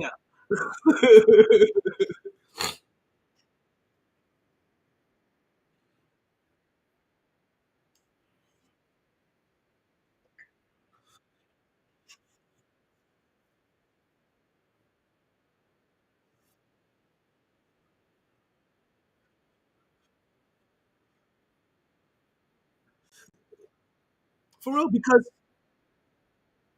because we have to figure ourselves out. Because if we come to them like, you know what, I have this issue from my past, I have like that's okay. You need to grow up and be a man. I don't got time to deal with somebody like. Well, in the same sense, well, I'm a grown man and don't need to deal with a chick that can't understand how to deal with her daddy issues or her past issues. Like you're a grown woman, get your shit together. Like I'm not here to raise you, we're here to grow together. Same exact thing. They say like, mm,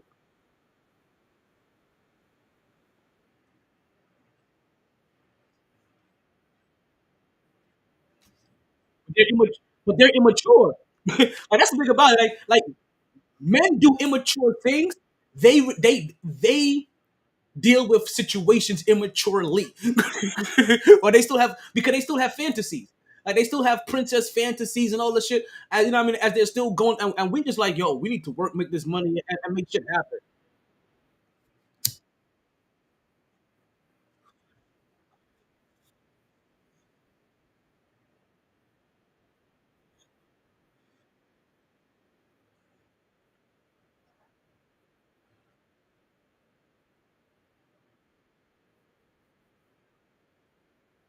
Well,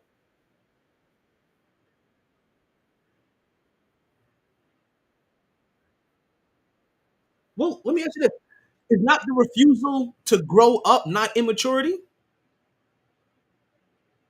or the refusing to grow immaturity?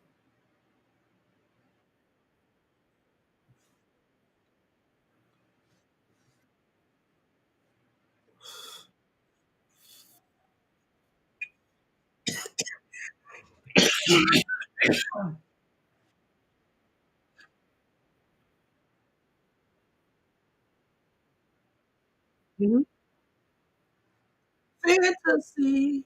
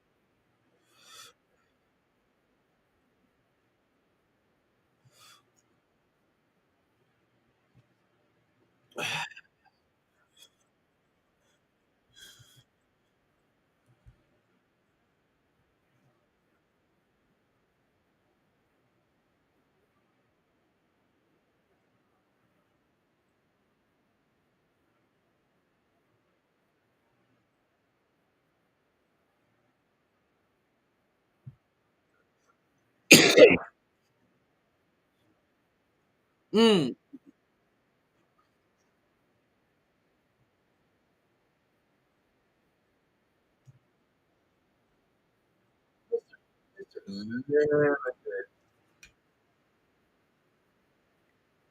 Mm-hmm.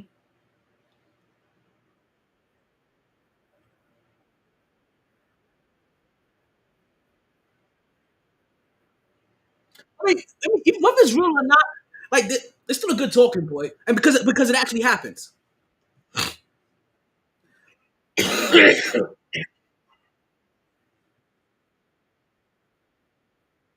Yo, yo, that's what I yo. So my point is, that's what I said was like, yo, one, I know there's a lot of chicks that if you told me to come to the Cheesecake Factory, they're excited. They're like, I gotta get dressed up. That's a nice place. They treat it like the Benihana's and shit like that. Which I hate Benihana's. Oh my god, I tell you how much I hate Benihana's. Oh my god. but but also, I also feel like this.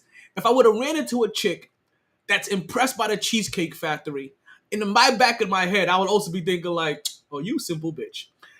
Like, bless your heart." You know what I mean?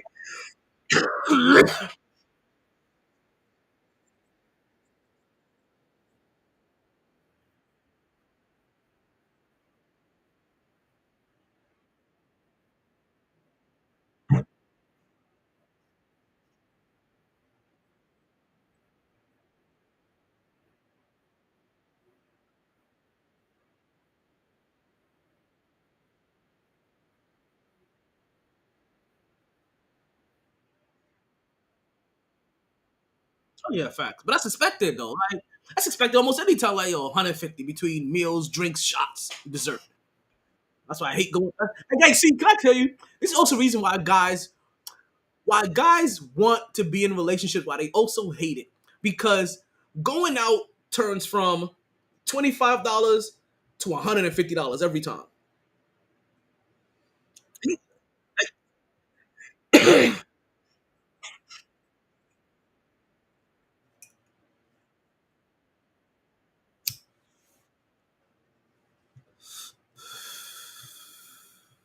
Get on our damn nerves.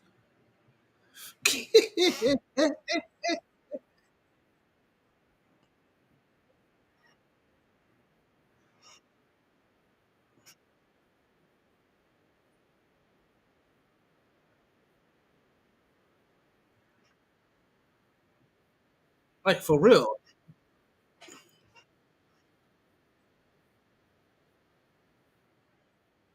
But even that, but you know what though? But even that would be a game changer because it's usually the cheap ass McDonald's throughout the week that normally adds up even before a decent going out. You know what I mean?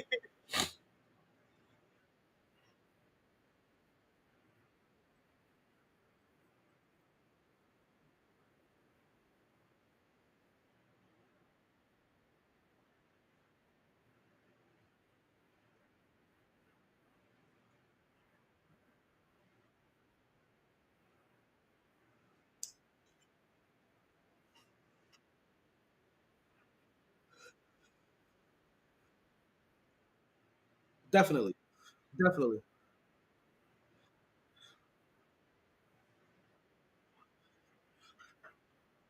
Yeah. And honestly, you don't. The one person you don't want to feel like you have to be fighting with every day is your partner. Yeah, because you're fighting everything else in the world. Like honestly, like you're fighting everything else in the world. You're everything else in the world is the system is built against you. Like to have an uphill battle against. You don't want to have the uphill battle with your partner. Like that's the one place that you're looking for calm waters on both sides. And it should be both sides. Like I'm talking about from both sides. I'm talking about just one side. Like from both sides, you should be each other's peace.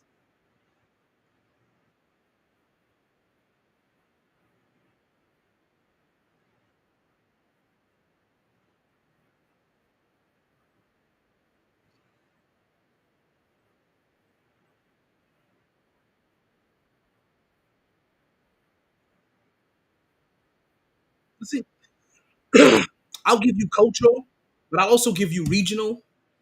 Like because I also feel like even like just women from like because you can have the same Caribbean, American, right, Hispanic, right, well, however you want to break it down, and it'll be because oh they're from this northeast portion of the city versus somebody a bunch of them that grew up in Oklahoma, like they'll just have a different way that society or their surroundings have forced them or raised them to act towards men.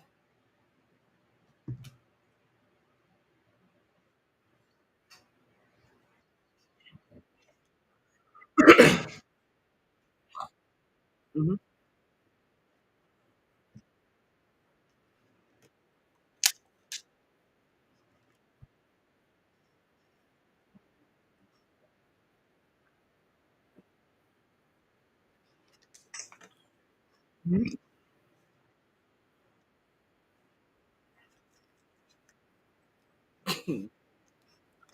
It's cats. They do cats. They do cats. In this region, they do cats. I'm in the cat region. Oh, so we got a new listener. I see you, God's servant. You know what? I got one for him actually, and this is probably one of the weirdest things I've come to. Now more than ever, I've never had this thought. Now more than ever, that we need God in our life. A lot of people need Jesus in their life. Like, like, I'm not gonna lie to you. I'm not gonna lie to you. Initially, even myself, when I was going through the phase of them taking out the national anthem out of school, I had no problem. So like, I don't really care about that shit. Right? But what they've replaced it with, right, is also a biggie. Like, you know what? The national anthem don't seem so bad now. I'll bring back the national. It's like I'll rather the national anthem than the other influential shit. Like, you know, I'll rather people have.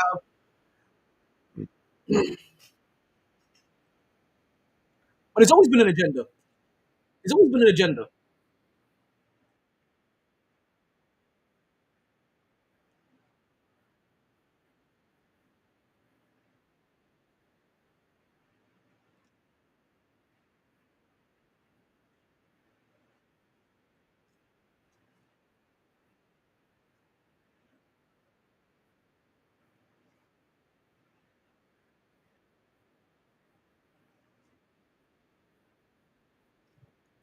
A lot of the descendants of early colonizers.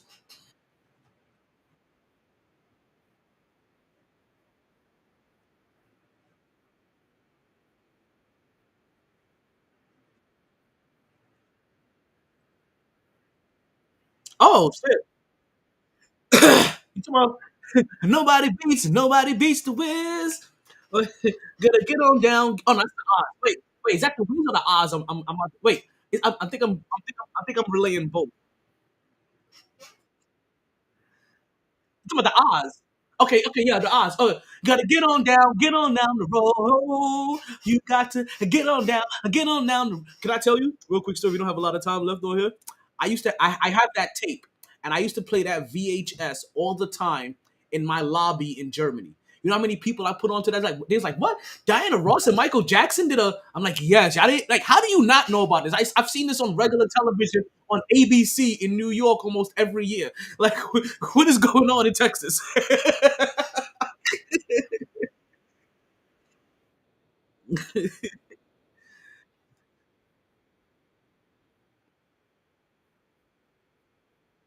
5 minutes. Obviously, none of us don't.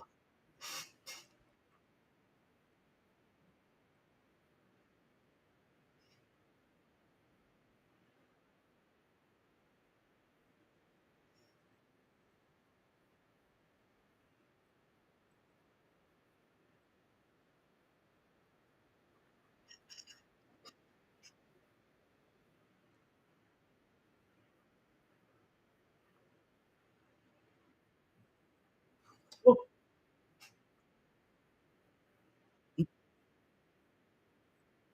and that's what I was about. That's what I'm about to bring up. So, so I was dating a girl. Yes, I was dating a girl recently that was in theater, and also my cousin is in theater too. And that community, a lot of the guys are gay. And that's what I ended up realizing. And also when I realized it, it also made me realize that this makes sense because a lot of them were also already in drama club, and a lot of them were gay when we went to school. So like you know what I mean?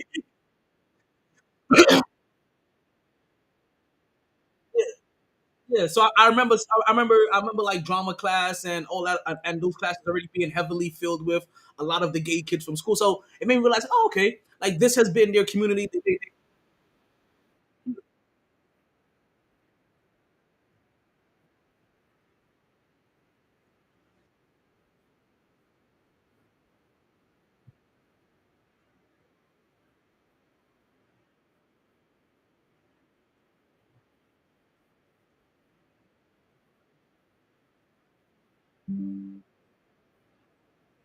Mhm.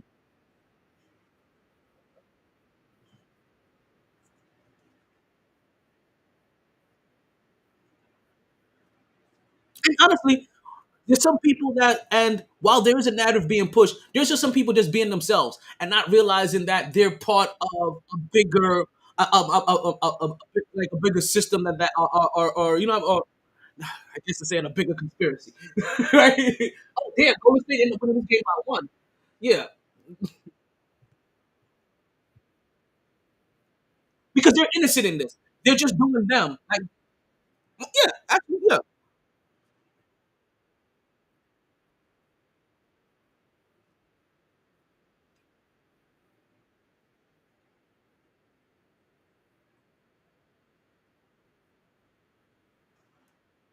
Or focus on the president and not your local official. Like everybody, Sleepy Joe this, Sleepy Joe that, but yeah, your local official has been fucking your shit up forever, and you're begging Sleepy Joe to do something for somebody that's been there for 20 years.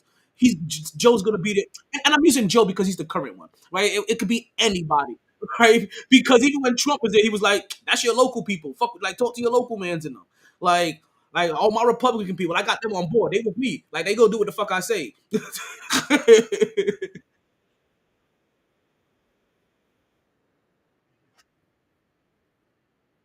Fuck the, like don't focus on DeSantis and whoever's in your like what I mean, whoever's in your local area that's fucking your shit up.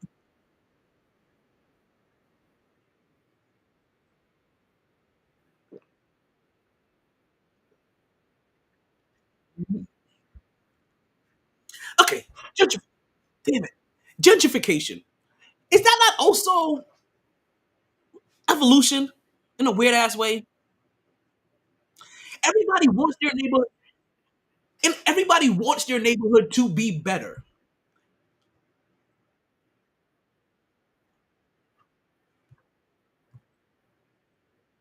We only got like 2 minutes. I don't know if we can continue this today.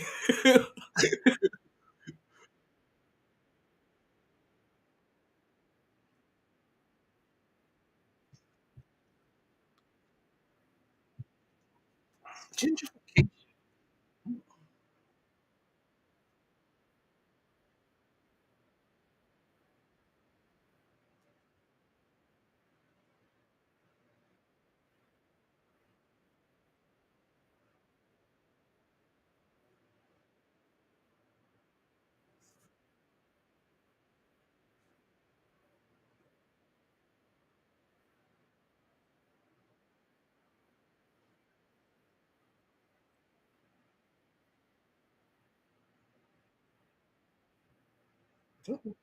All right.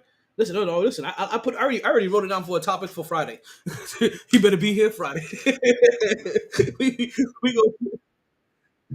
Oh, that's right. That's right. That's right. Ooh, you know what? I do have to ask you some DJing tips. What's that? Okay. Yeah, I gotta ask you about some DJing. Okay. All right, but not, yeah, maybe I do one Saturday. You know, we'll see. Because if I do one Saturday, it's like in the afternoon though. I do it early on Saturdays. If I do it Saturday, E7. We'll see. We'll see. We'll try. Nine. Yeah. Okay. Yeah. Listen, I try to be on time. I try to be even early. Because maybe I want to cut out early on Friday and go see my boy and go see my boy DJ Friday night. All right, we got less than 1 minute left in the podcast. Chill, Will. I appreciate you. Everybody that listened to the podcast, everybody that called into the podcast, I do appreciate you taking the time to listen to the show. We will be back, same place, same time on Friday night. Maybe Saturday. You heard us. You just heard us talking about it, right? I got my senior correspondent, Ohio correspondent, Chill. Will, thank you again. Appreciate it as always. Excuse me. We had great conversations today. We really did. Man, I can't wait to hear this one as it comes back up. Hey, yo, can you play my outro so I can stop rambling? Like, you see what happened in here. Sorry, B. I tried. Honest.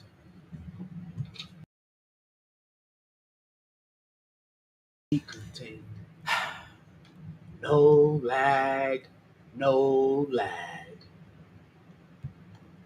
Gonna share my talents with Podbean Live. Always knew I'd take the pod there. Just a lot later than a lot of listeners thought. Last of the real gabbers. Well, maybe not the last. Munchkin got good mic skills. New, Can't stretch it. improved MyT podcaster. Potted down now. I can stretch it. Okay. Last call for drinks. Bars closing. Sun's out. Heard the casino got a buffet breakfast. Don't wanna go far. Wild night. Tired, B. Tired. MyT! Sports.